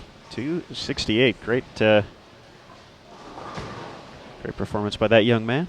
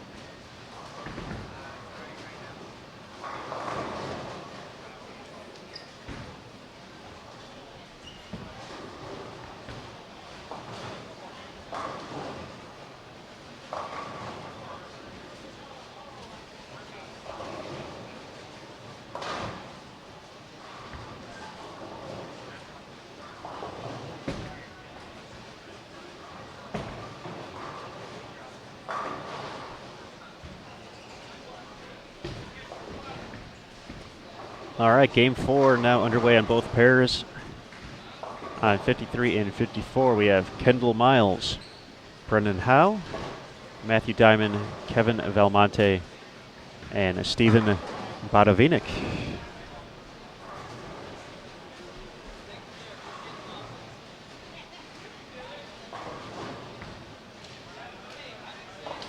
Valmonte at plus 72. Got to see him yesterday as well.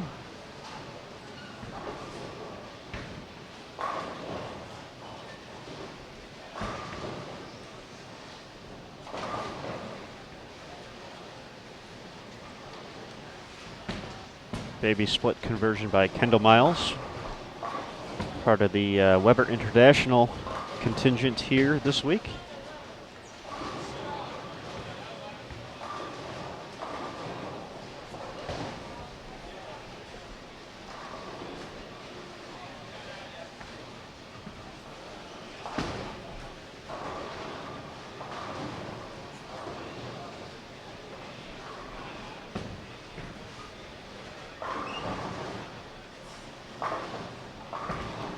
Question in the chat, what machines are being used this week to oil? And Kegel is providing not only the patterns this week, but they serve as the official lane maintenance provider for USBC and USBC events. I believe it is 2 Flexes doing the work this week.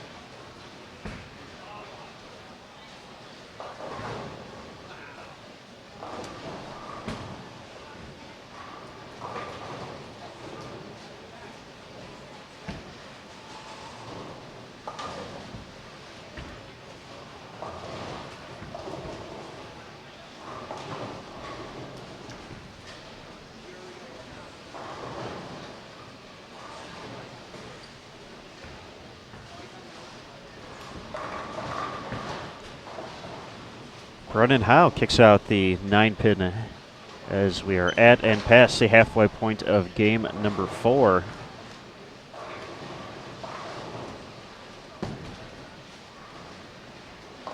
Out of 6 here at day 2 of the 2017 Team USA Trials, along with the U.S. Amateur running concurrently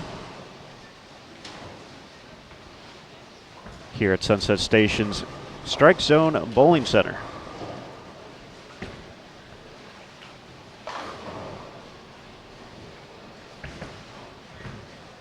Big thanks to the staff here at Sunset Station, making sure we're rolling along here.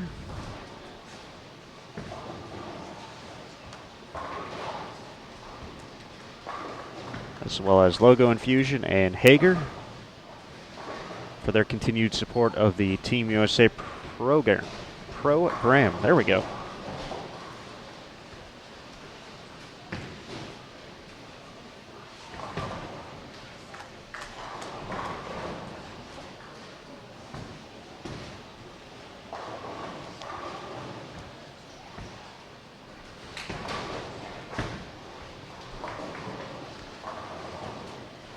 A lot of discussion going on in the chat room. Big crowd on hand, so thanks to everyone for joining us.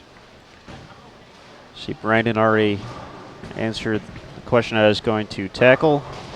5 p.m. Eastern, 2 p.m. local time here in Las Vegas for the next block. That's going to be the running schedule throughout the week. 11 a.m. Eastern, 5 p.m. Eastern, each and every day until Sunday, or through Sunday. And then we will have the stepladder finals of the U.S. Amateur taking place Sunday night, 10:30 p.m. Eastern, 7:30 local time here in Las Vegas.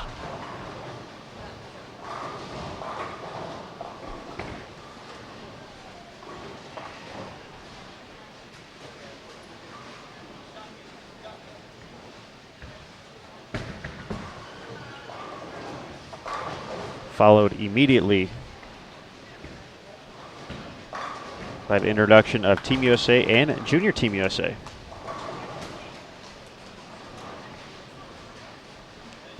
Always the big spot of the week.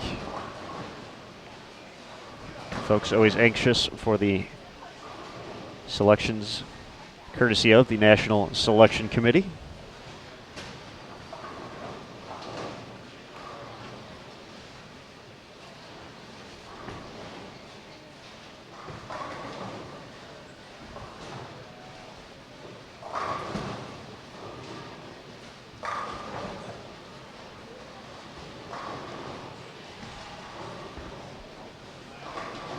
We still have a long way to go.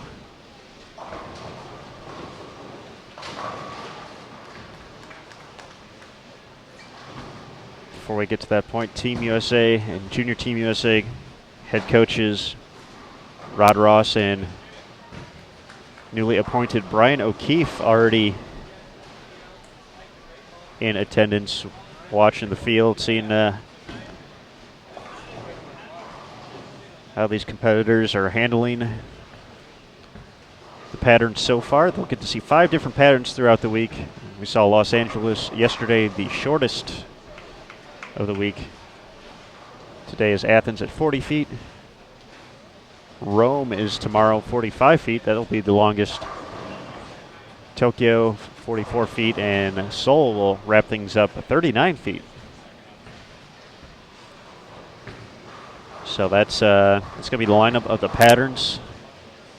You can find those online at bowl.com/Team USA Trials.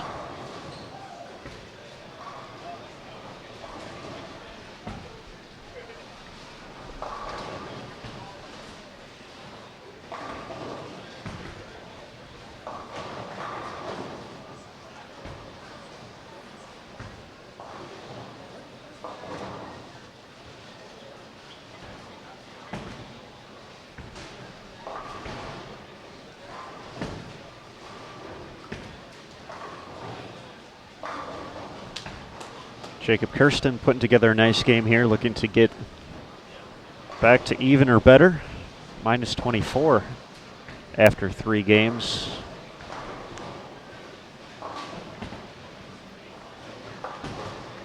Part of the development team at Wichita State.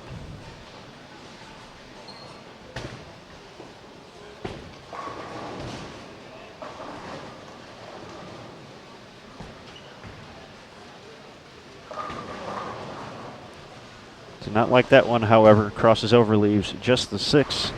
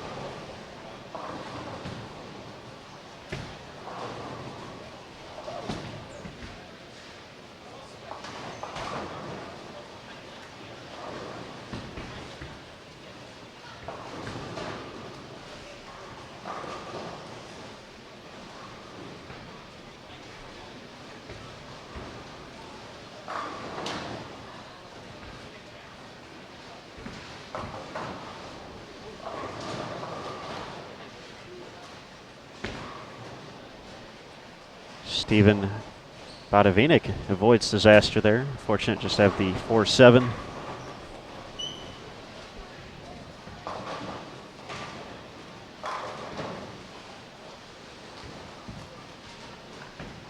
Been a very good player for a long time, though.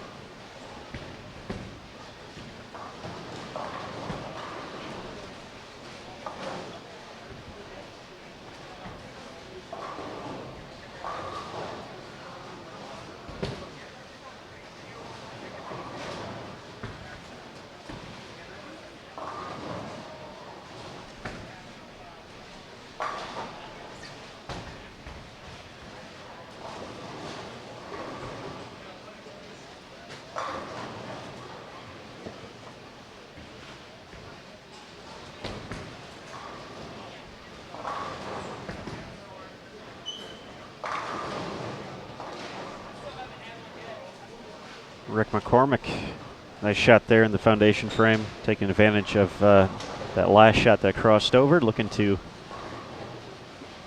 make up for a few early miscues.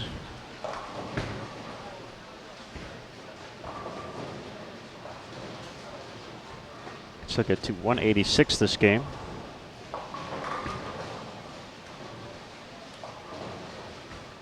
Tenth frame ready for Brandon Biondo. 237 still out there.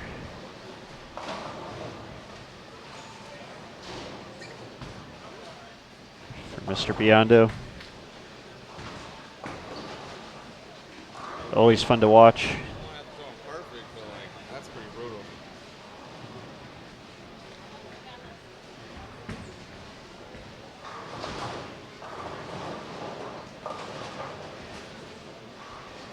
And as you can see, very happy just to have the 2-pin up there. Got that one Get a little further down lane, and it's almost staring down at 210.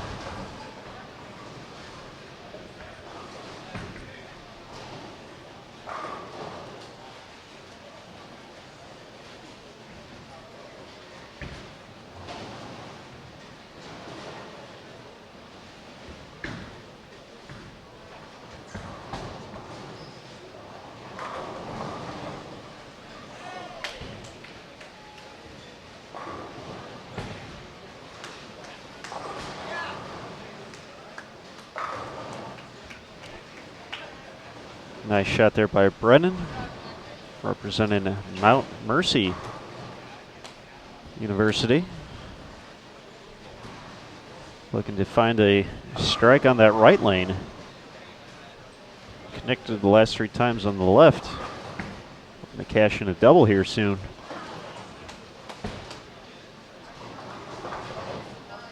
Calvin Au had a nice day yesterday, finishing 14th overall with 13.49.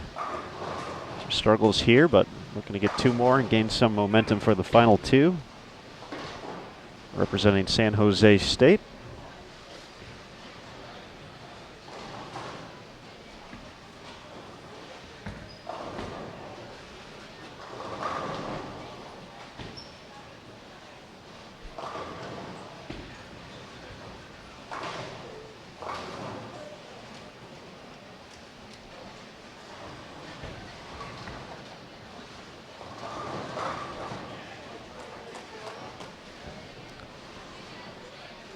Matthew Diamond connects for his first double.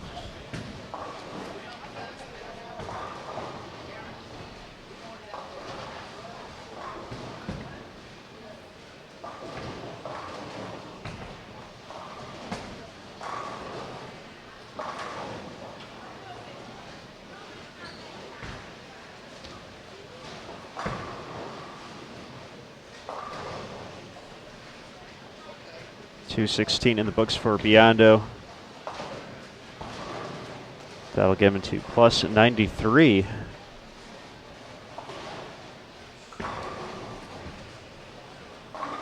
Through 4 games, so just a hair under a 225 average.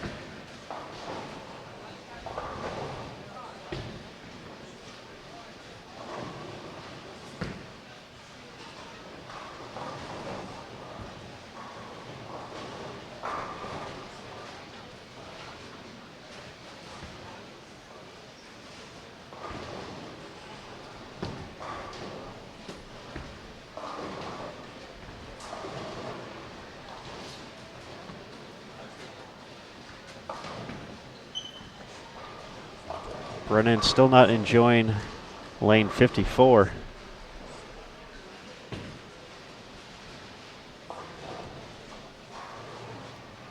Nine pin this time. Great resilience there from Rick McCormick. 4 opens in the first 6 frames, but backs it up with 5 in a row to get into the 180s. Decent count in remain plus here.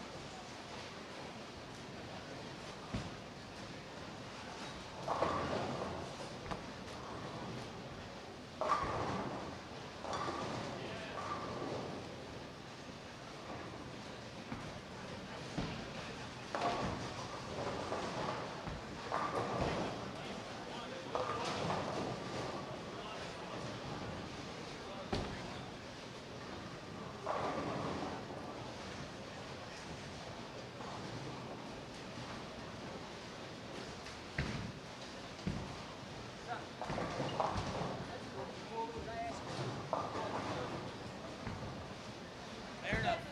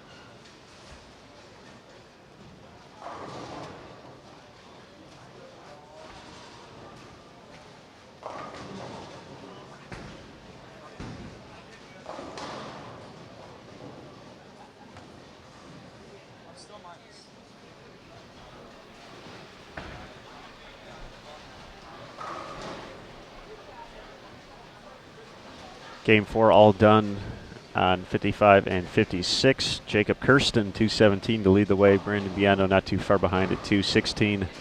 10th frame underway on 53 and 54.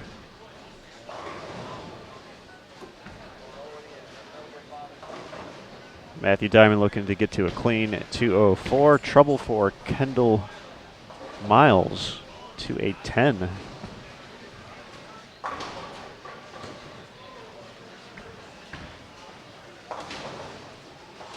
Gets the 2, he'll finish at 193.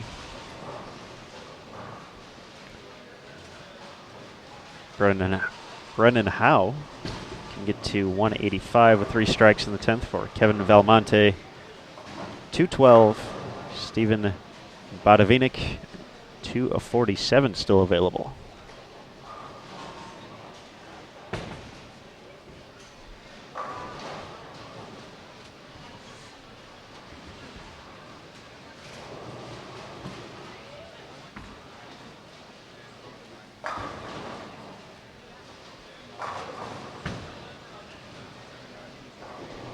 Looks like Game 5 will be going quickly here to the right.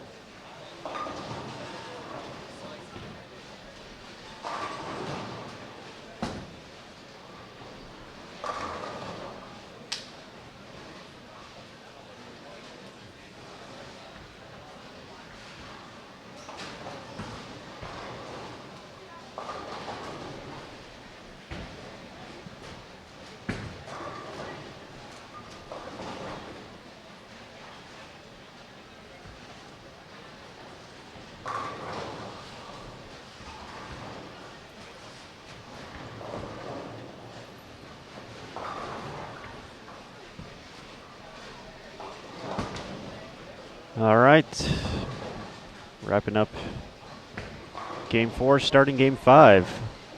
On 55 and 56, we have Kyle Andrews, Perez Tariri, Hunter Kempton, Avery Wolf, and Tristan Layan. Tristan, the only player plus through 4, plus 63.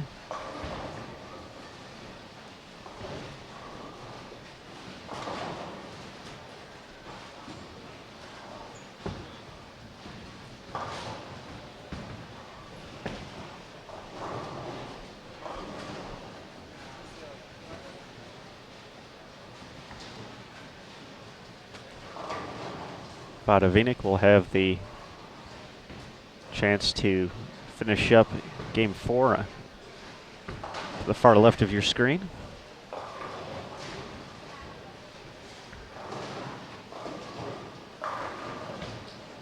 Can't get the 10 out. I'll drop his max down to 226.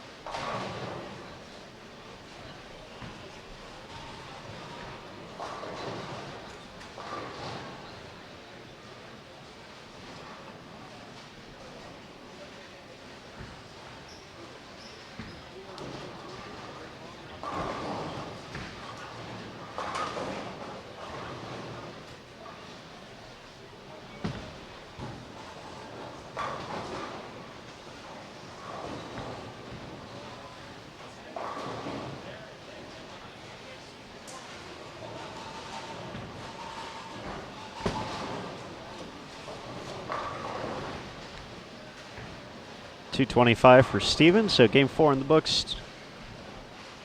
Over on 53 and 54. Looks like we got a few of the players already ready to go. So probably a pretty quick turnaround.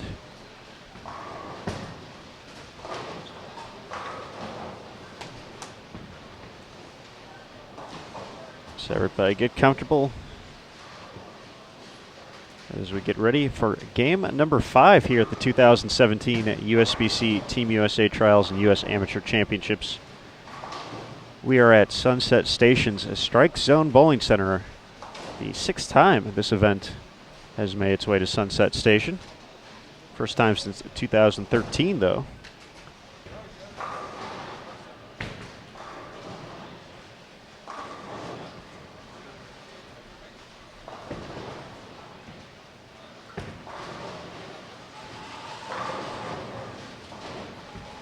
So we're certainly excited and glad to be back here. Joining us on 53 and 54, Cortez Schenk, Luke Fisher, Grant Oler, Brandon Wanders, and Joshua Rondino.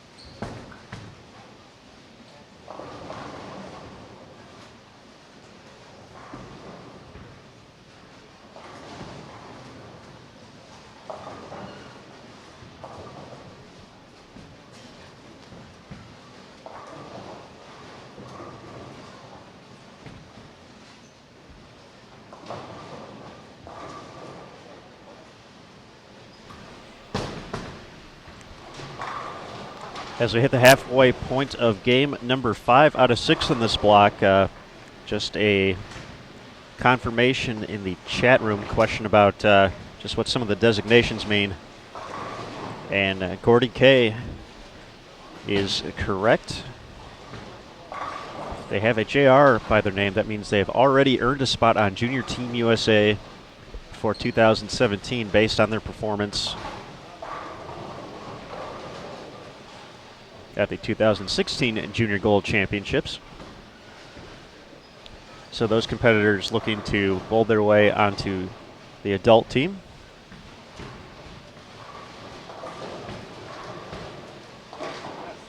As well as possibly take home the U.S. Amateur title.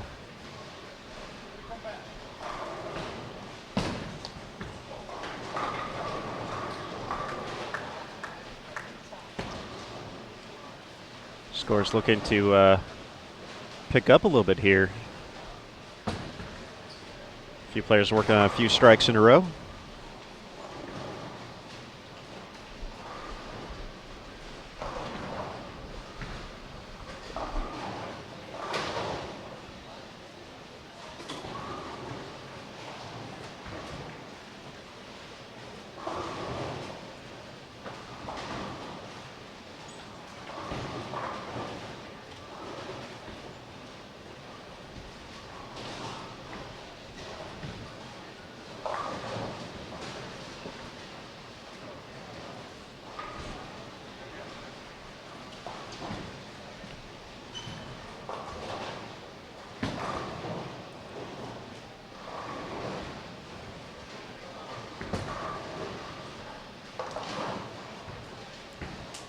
We have a TV timeout over on 55 and 56 for the moment.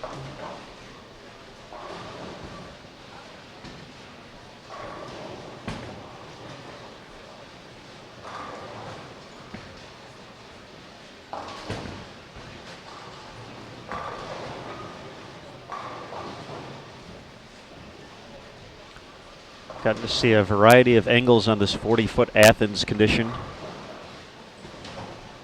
Certainly is to be expected. It usually does allow for quite a few angles to attack.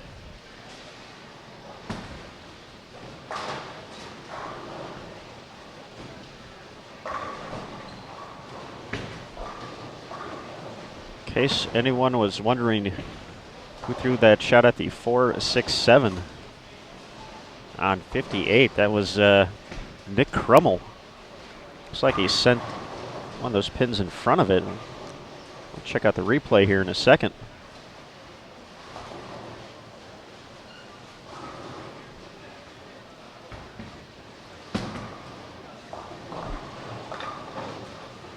Crummell was at plus 115 for the day heading into Game 5. That was a split in the 9th frame for him. He can still shoot 213 with 3 strikes. They're a little bit ahead of pace on that pair. Only have 4 bowlers total, so moving a little quicker.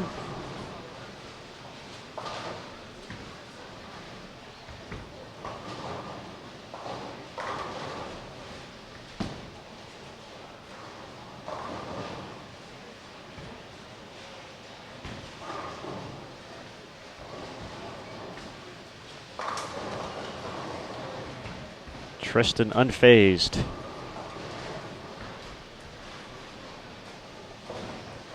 By the brief delay in the action, makes it 6 for 6.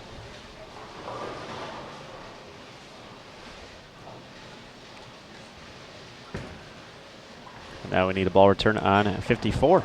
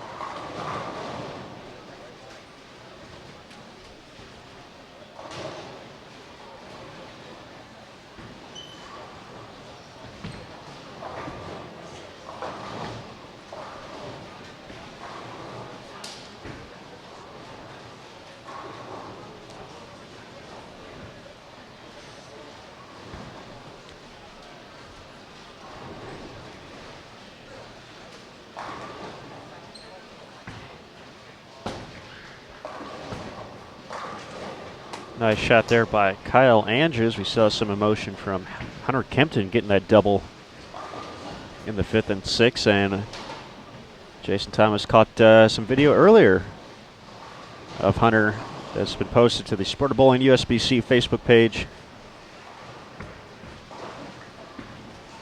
He's made 2 runs at perfection so far.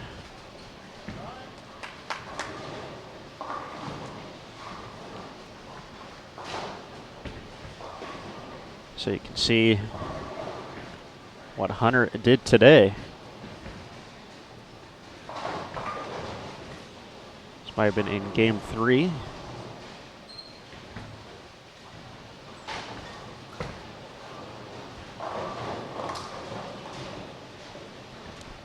According to the scoring, it was 191 last game.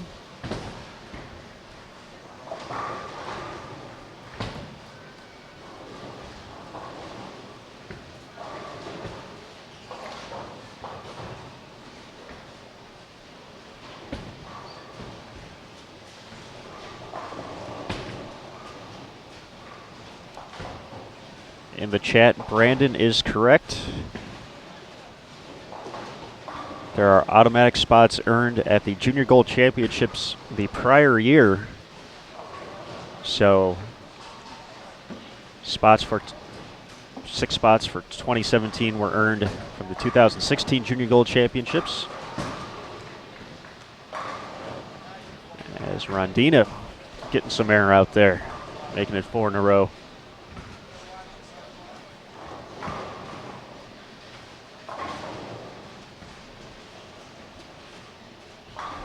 So for the Junior Gold spots, though, to get back to that, the first 4 automatic spots go to age-eligible participants who will still be eligible for the junior team based off their qualifying totals. So before you get to match play, those are automatic spots, and the next two spots go to those who make the TV show. If any of those spots happen to already be taken, then it'll go back into the qualifying totals. So you get 6 from there and 6 from here.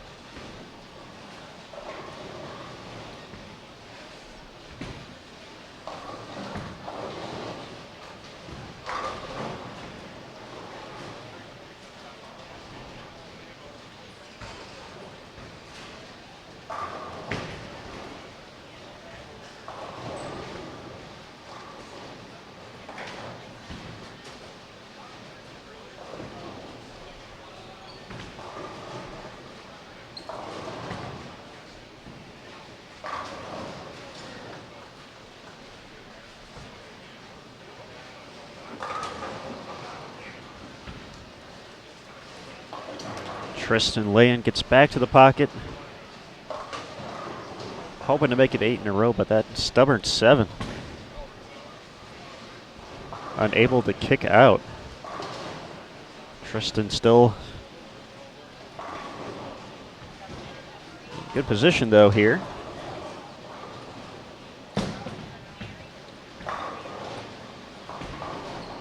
To get to the plus 100 mark here. We have scores now through 4 games available at bowl.com/Team USA Trials. What 410 there? Hunter with the air and the strike and the carry. He's got it all.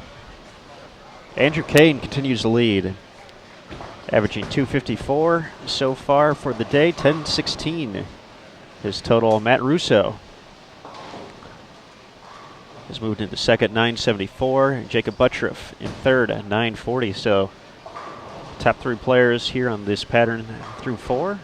Attacking the lanes from the left side. Dallas Leong, who had a 300 to kick things off today, sits in fourth at 936. Darwin Wimmer putting together a nice performance today. He's at 928. A.J. Johnson and Nick Crummell tied at 115 over, 915. Andrew Canuli, 908. He's tied with Brent Boho, as well as Matt O'Grady. So there's your top 10 so far. When we take a look at the overall standings, if it were to end before or after Game 4, Matt Russo would be your new overall leader. If he's able to maintain that spot in second, he would have 10 points overall. If he can improve and move into first, he'd be down to 9. But 10 at the moment. Buttriff is second with 12. A.J. Johnson third with 19 points. Devin Bidwell fourth overall, 21 points. Andrew Kane fifth with 28 overall points. So there's a quick look at the top 5. Once again, that's certainly could vary quite a bit between now and the end of the day.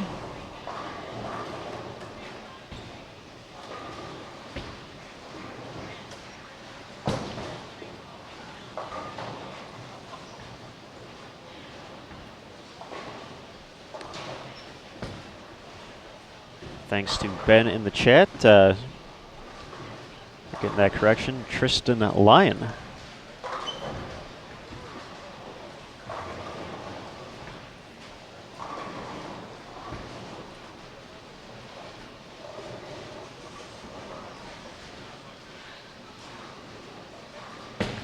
Tristan got that shot a little bit too far right. Leaves himself the 1-2-4 here in the 9th frame. Still has 2 60s available with the conversion.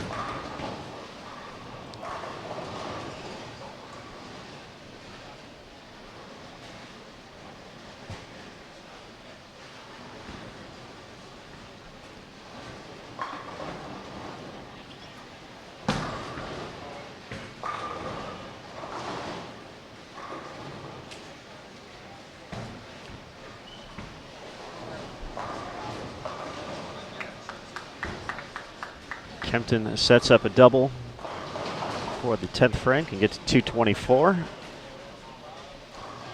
Cortez Schenk looking at the 9-pin there. Starting with an early double. So now had 5 consecutive spares. Cortez first kind of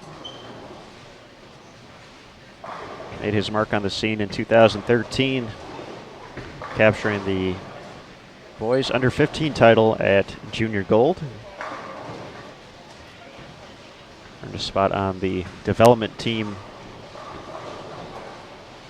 as well.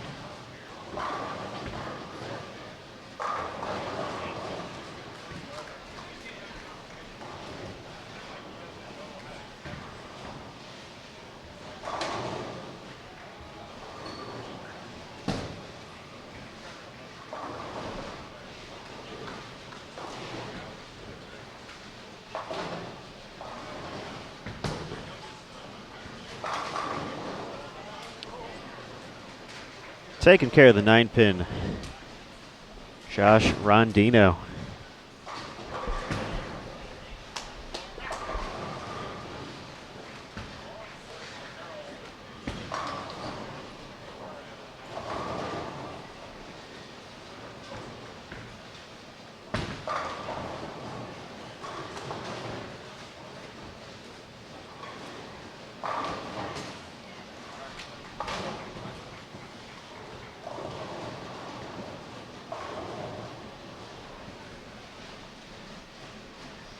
It's going to be a nice game here for Tristan Lyon.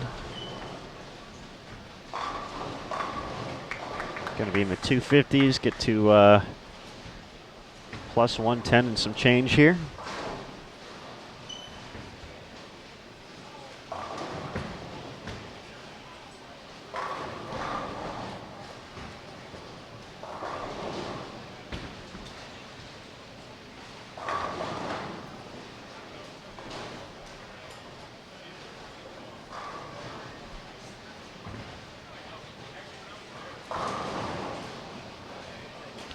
.254 to be exact. Nice game, Tristan.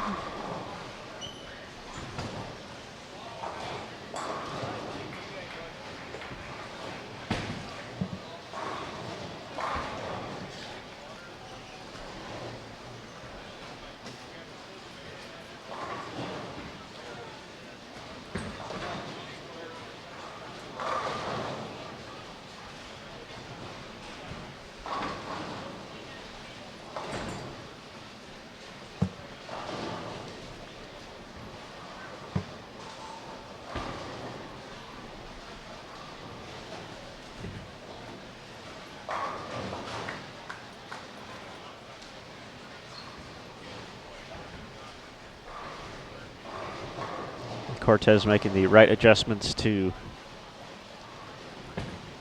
get all 10 to go back. 2 more is 204, gets him to plus 83 through 5.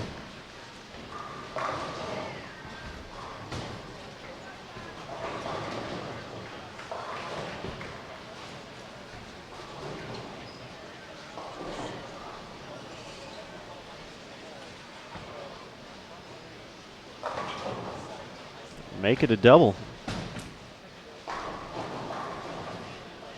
Rondino delivered another strike. It's kind of the opportunity to go 249 this game. Get him back to even.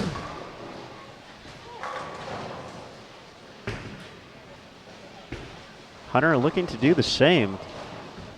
2 more strikes will give him to +2.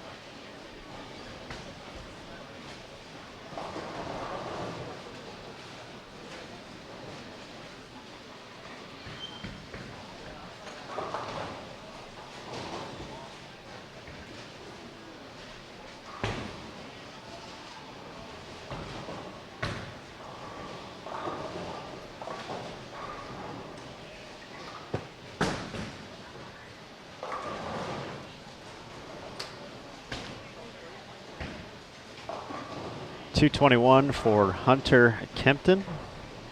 Gets him to -1. Tristan Lyon +117 now.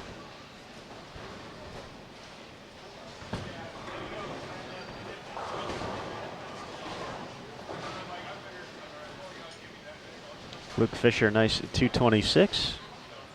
Brandon Wanders can get to 228.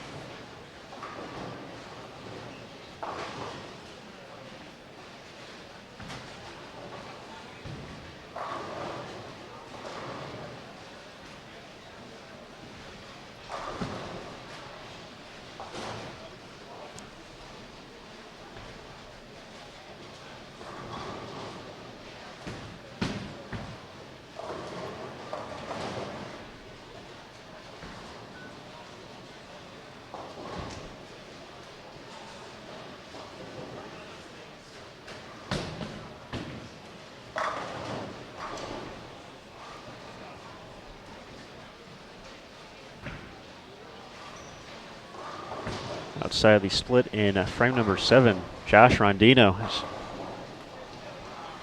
been spot on. Catching some airtime here.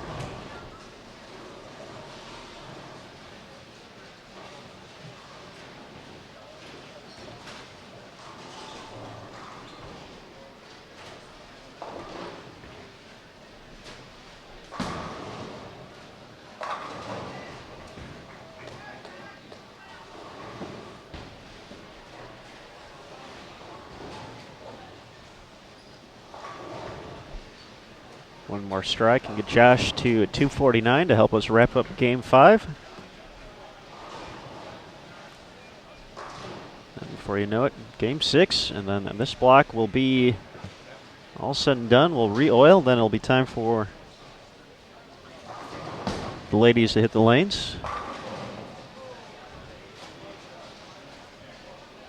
Doesn't get more dead flush 10 pin than that. Nice 248 for Josh Rondino. Gets +2 through 5. Cortez Shank +82. Luke Fisher moves up to +112.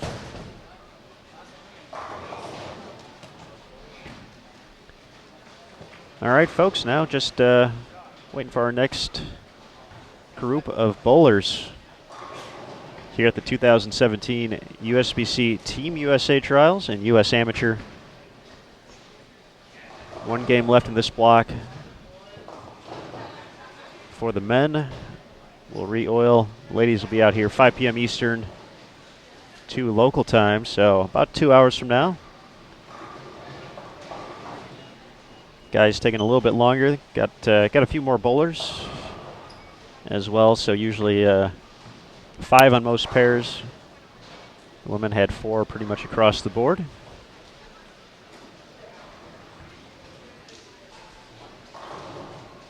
So as we wait, just a big thanks to everyone for joining us throughout the week here on Bowl TV. Be sure to subscribe to the channel, give it a like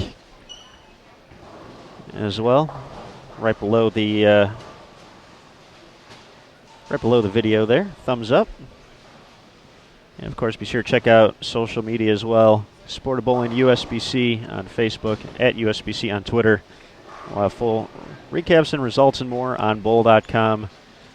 To get there specifically, bowl.com/Team USA Trials. I'm Aaron Smith with USBC Communications. We certainly appreciate all the support this week and hope to see you throughout the week. Of course, the big conclusion coming on Sunday with the U.S. Amateur Stepladder Finals, followed immediately by the introduction of Team USA and Junior Team USA for 2017. So don't go too far. Game 6 up next here on Bowl TV.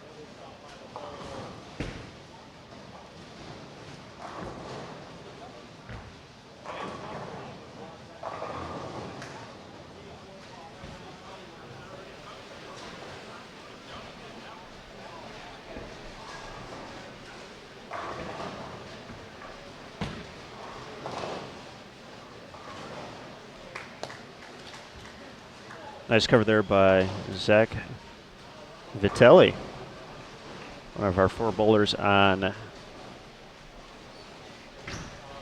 55 and 56.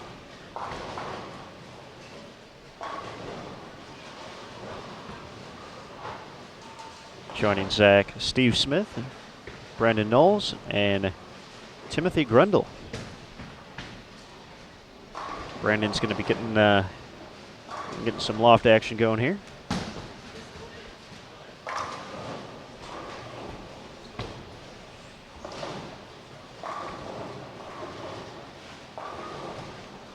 And he connects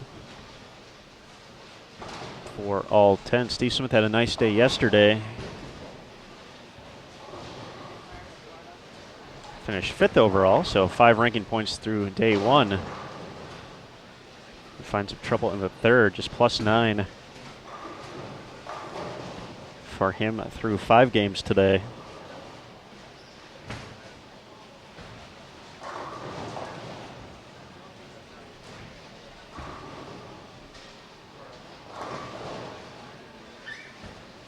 Knowles high on the pair, +26. Nice cover though, 2 10s for everybody over here. Smith at +9, Vitelli -22, and Grundle -65. Looks like Kyle Sherman's going to be one of our competitors on 53 and 54. Once everyone else gets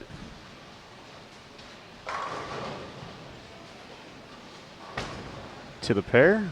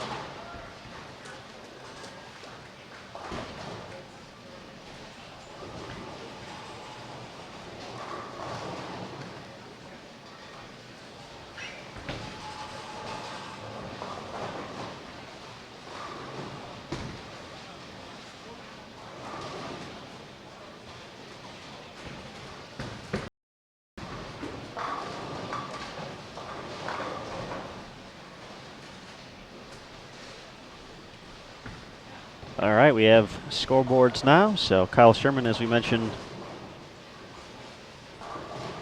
past junior Team USA member, collegiate standout at Lindenwood University. Going to be joined by Sergio Torres, Gunther Grindy, Tyrell Ingalls, and Ryan Winters. We got to see a lot of Ryan Winters at Junior Gold. Nearly made the TV show in the under 20 division.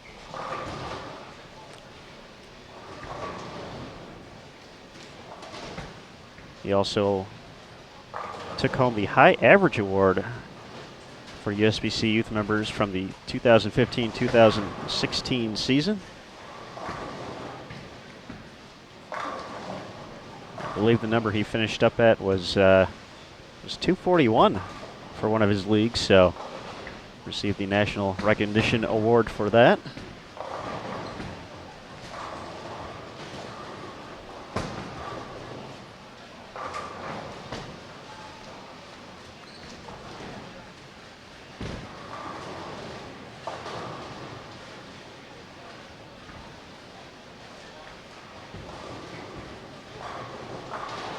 Ryan now competing collegiately at Wisconsin Whitewater, so good to see him in a second.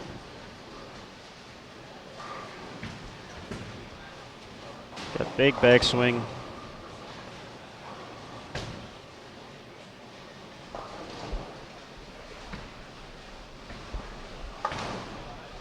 We had Tyrell yesterday on one of our featured pairs. As I mentioned, he was part of the winning team at USA Bowling National Championships this past summer, part of Junior Gold. The USA Bowling, really a cool program overall. If you have not read about it in the past, and it continues to grow.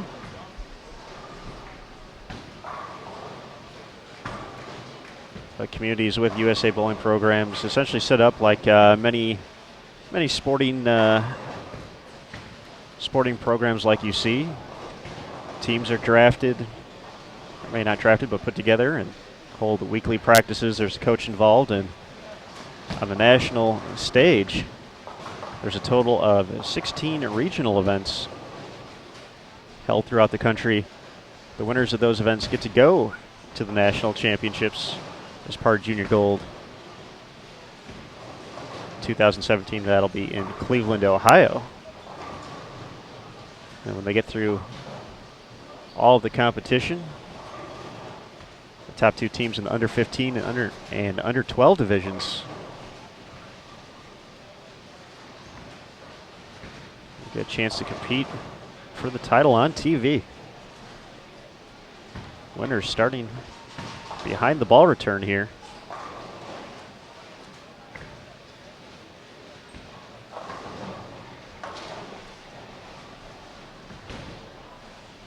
Gets him to mix.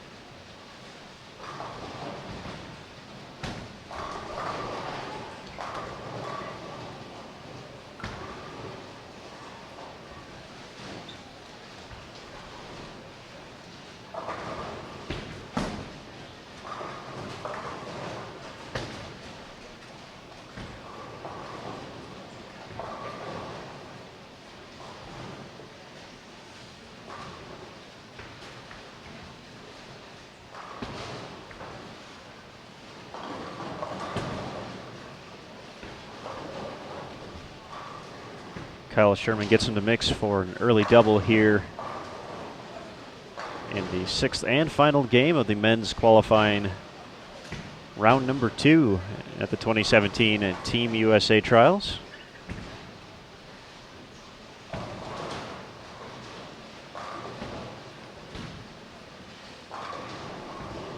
Once again, a big thanks to everyone for joining us throughout the day and throughout the week. Shout out to my buddy Chris Castro joining us via text way up north in chilly Michigan.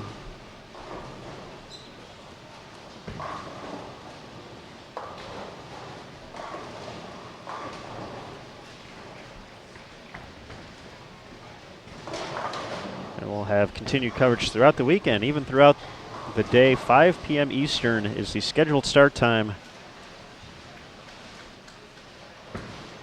for the women's 6-game block.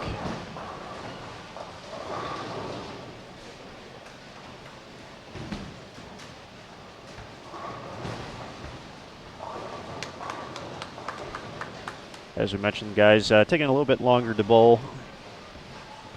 Bigger field for them, so more on a pair. So we'll see how quickly those Kegel Flex machines can get us ready for the next squad. The ladies will also be competing on Athens.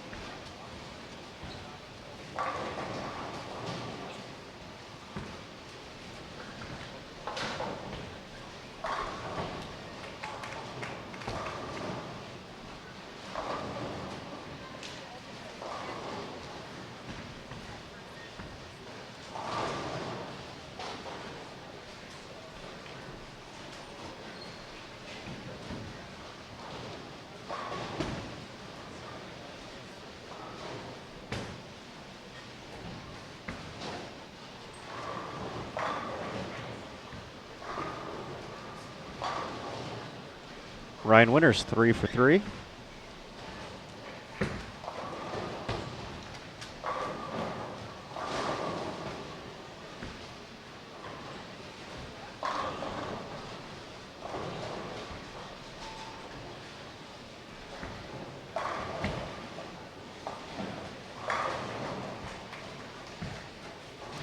So be sure to visit bowl.com/Team USA Trials when we're all said and done here. See who's who led the day and who's leading overall.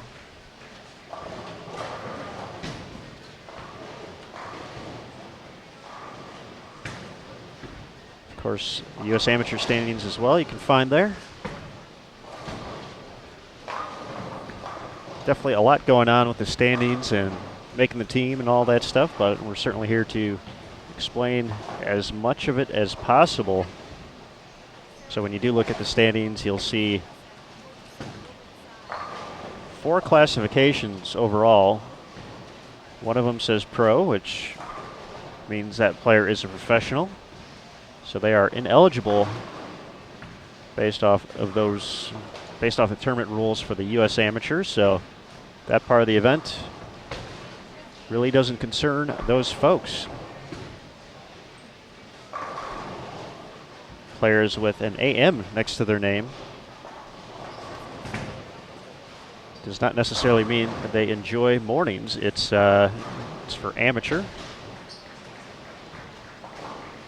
So that means they no longer qualify for Junior Team USA based off of their age, but they can bowl for a spot on Team USA and in the U.S. Amateur Championships.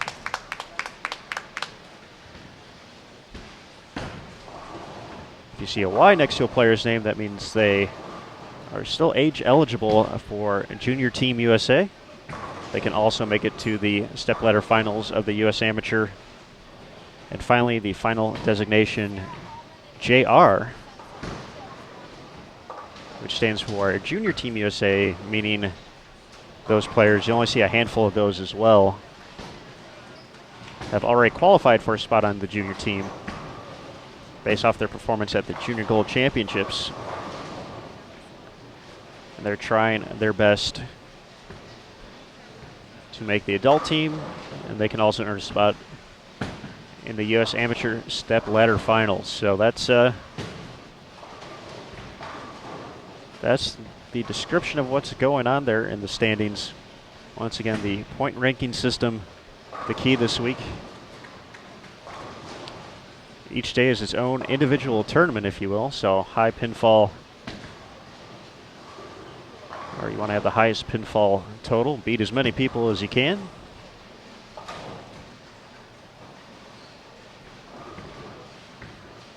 But for the overall tournament ranking points, you want to have a low of score as possible.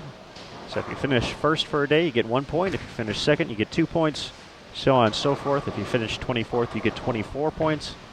And that total for the 5 blocks determines your final position in these events.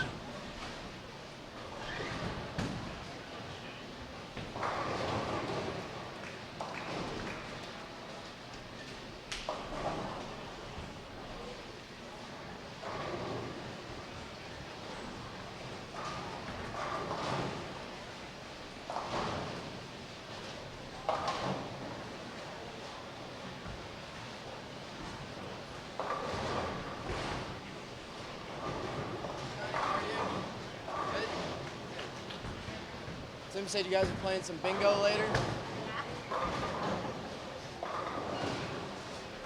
Did you just get in today? Last night?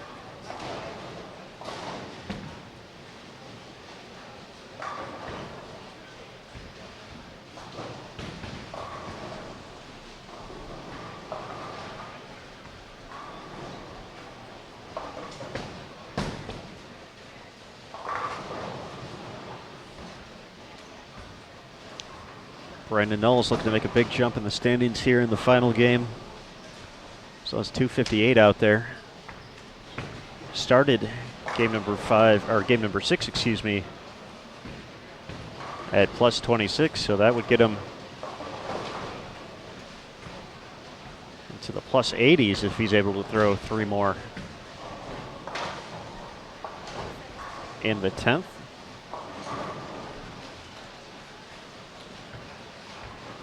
It really can change just that quickly. Can quickly shave 10, 20, 25 points off your overall ranking, depending on where you're sitting at it.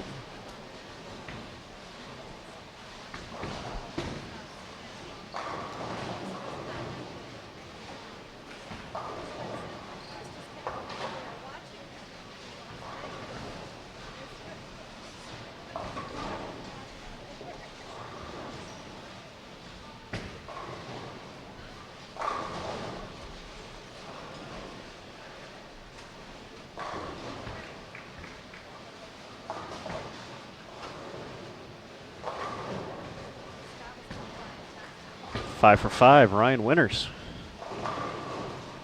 Tough day for Ryan so far, minus 77.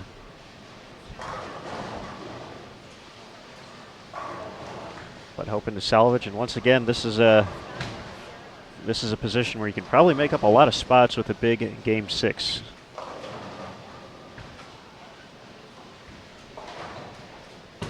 Kyle Sherman, take him when you can get him. Tripping 2s.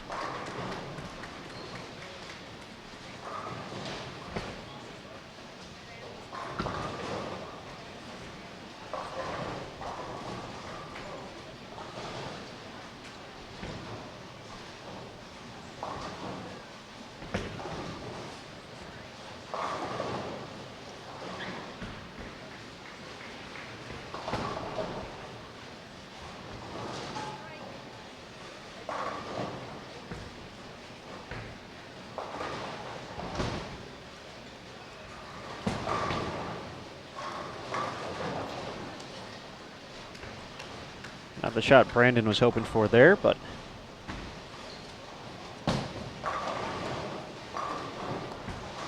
he'll take the result. Few pairs to our left. Marshall Kent starting off with 6 in a row. He was +5 after 4, then shot .267, so he's now at +72. If you're wondering, he's playing the lanes a little far left, getting a little air on the ball and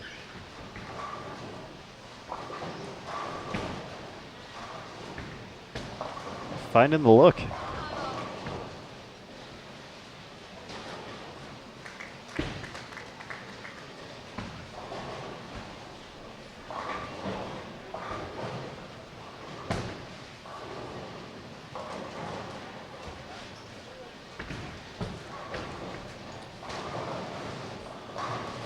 Brandon is testing the full capacity of carry here.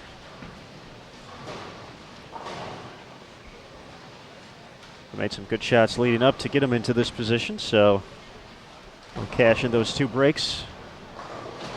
Make a big jump up to +80 or so. Looking to finish off a 2:58 game.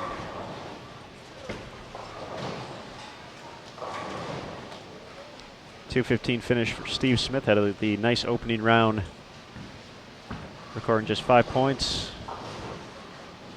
+24.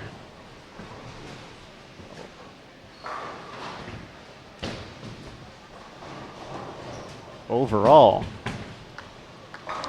All right, we have an update on standings as well through 5. Matt Russo, two-hander who attacks the lane from the left side, moves into the top spot.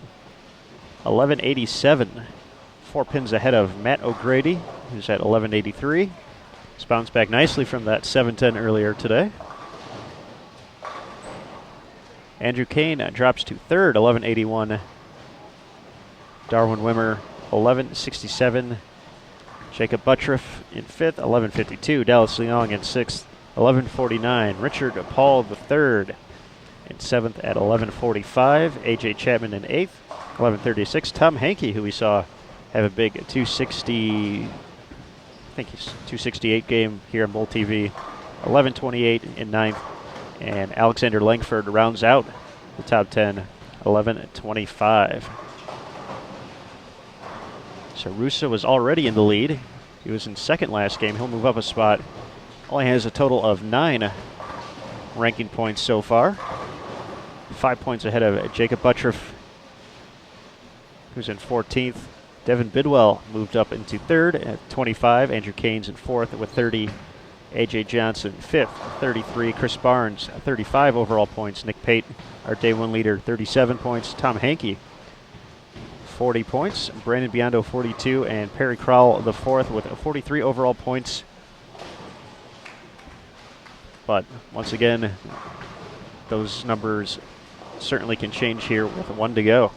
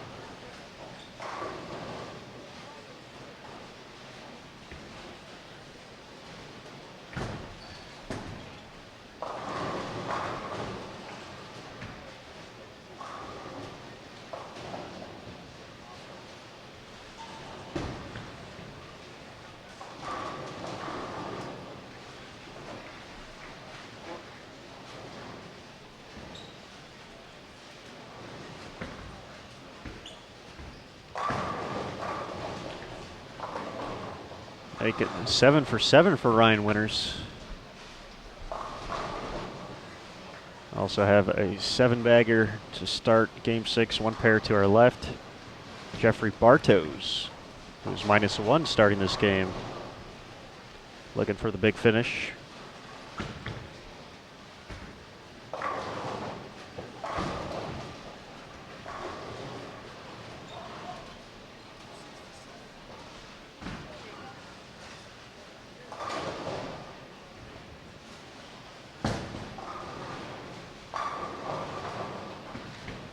Marshall Kent with 7 out of 8 strikes.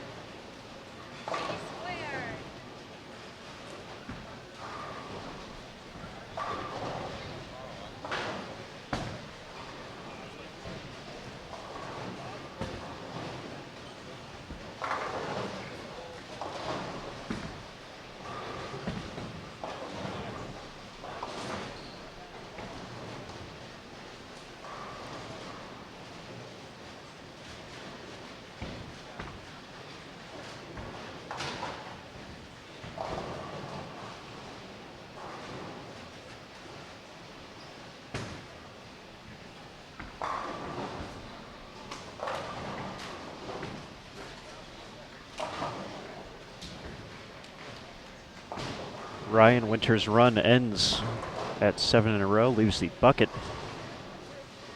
in the 8th frame. Jeffrey Bartos connected for his 8-bagger though, so we'll keep an eye on that. If he makes it to the 10th frame, we'll move a camera over.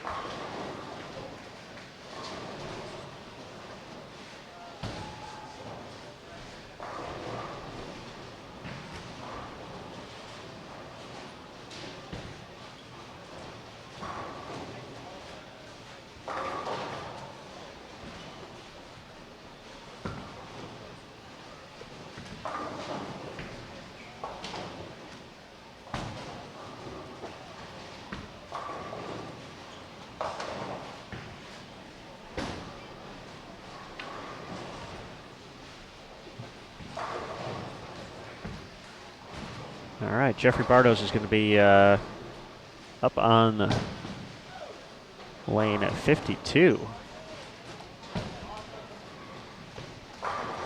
in a moment here, looking to make it 9 for 9. There he is, and good shot. 10-pin doesn't cooperate.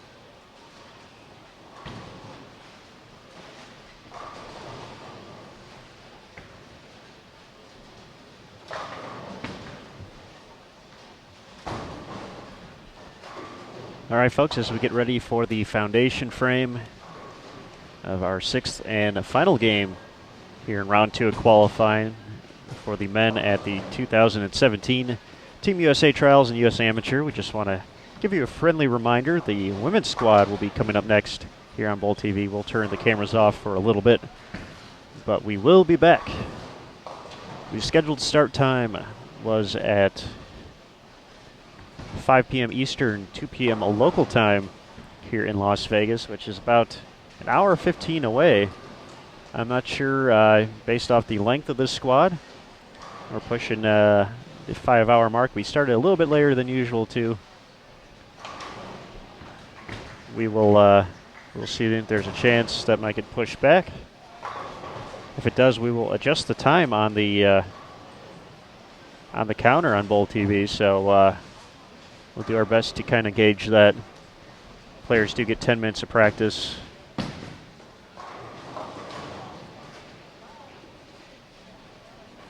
Prior to the beginning of competition.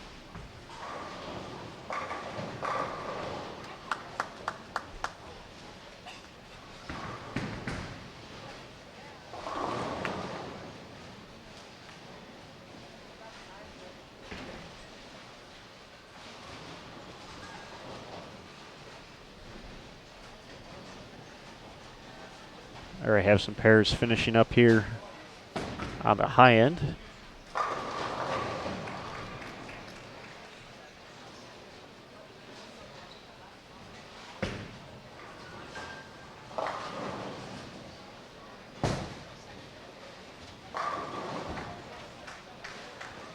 Marshall Kent's going to be in the 260s. Still has a chance to get to 270s here. Shot 266, I believe, in his final game yesterday here on Bowl TV. He's going to go possibly 260, 270 to get to plus 150 and change. Today was only plus 5 after 4 games, so.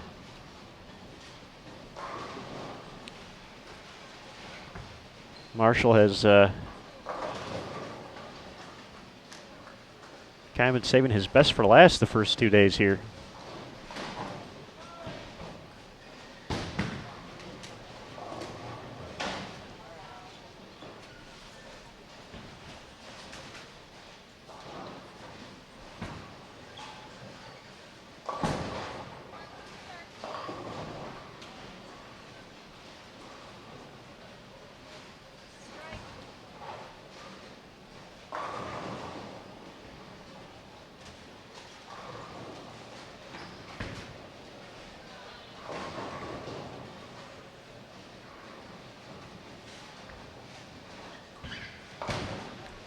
Clean game for Kyle Sherman. Strike will get him to 217.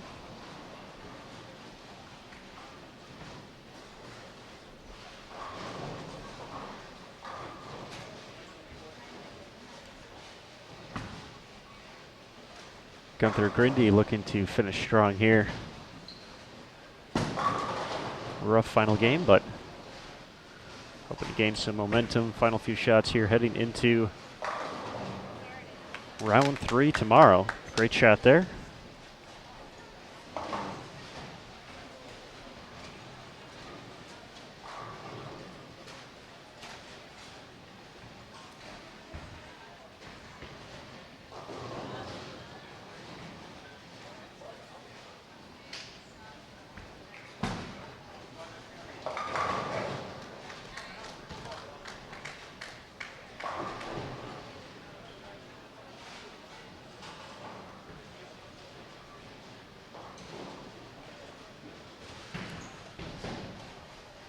Our defending U.S. Amateur Champion, Chris Vi, over on 57, right now finishing up his 10th frame, just delivered his first strike. He could finish with 213. That will give him to plus 93 for the day.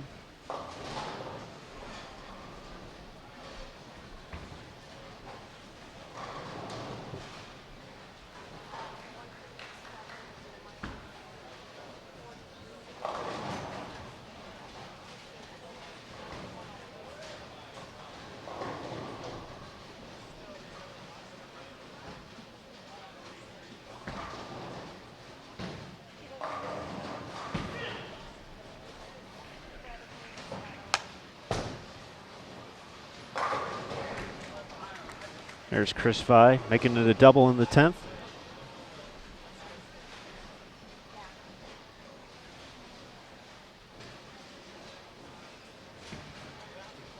Tyrell Ingalls is working on double.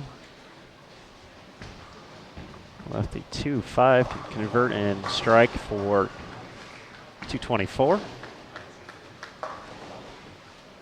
But the dreaded chop in the 10th.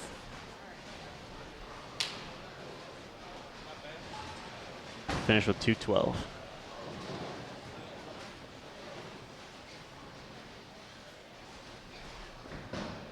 So Ryan Winters will have the opportunity to wrap things up here for us on Bowl TV.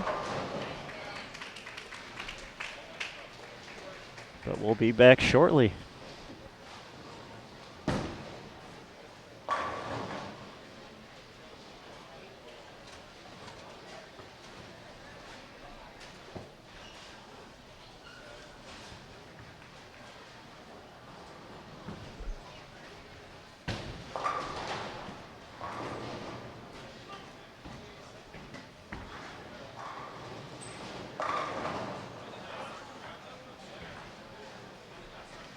Ryan hoping and pleading for some hold there, gets it.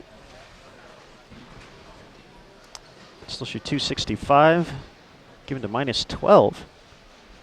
But still, once again, it's probably going to be a pretty big jump. Definitely make up a lot of ground in a situation like this.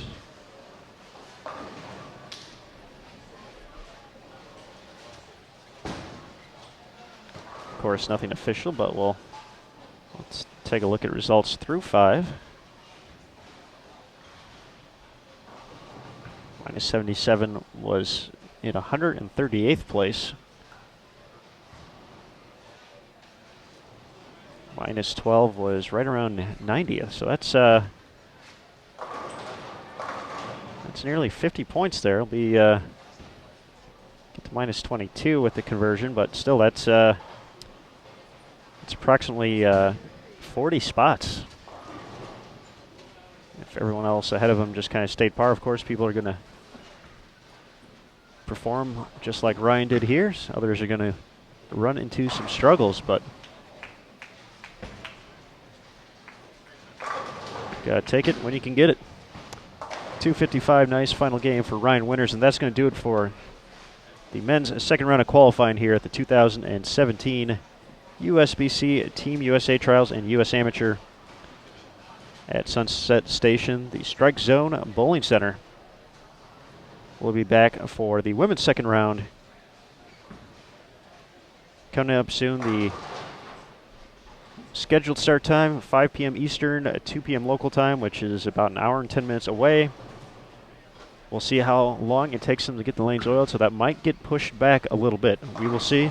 If it does get pushed back, we'll make the adjustments on the YouTube page, and you click on that event. So that's going to do it for now. We're going to let the cameras get some rest, grab some quick lunch.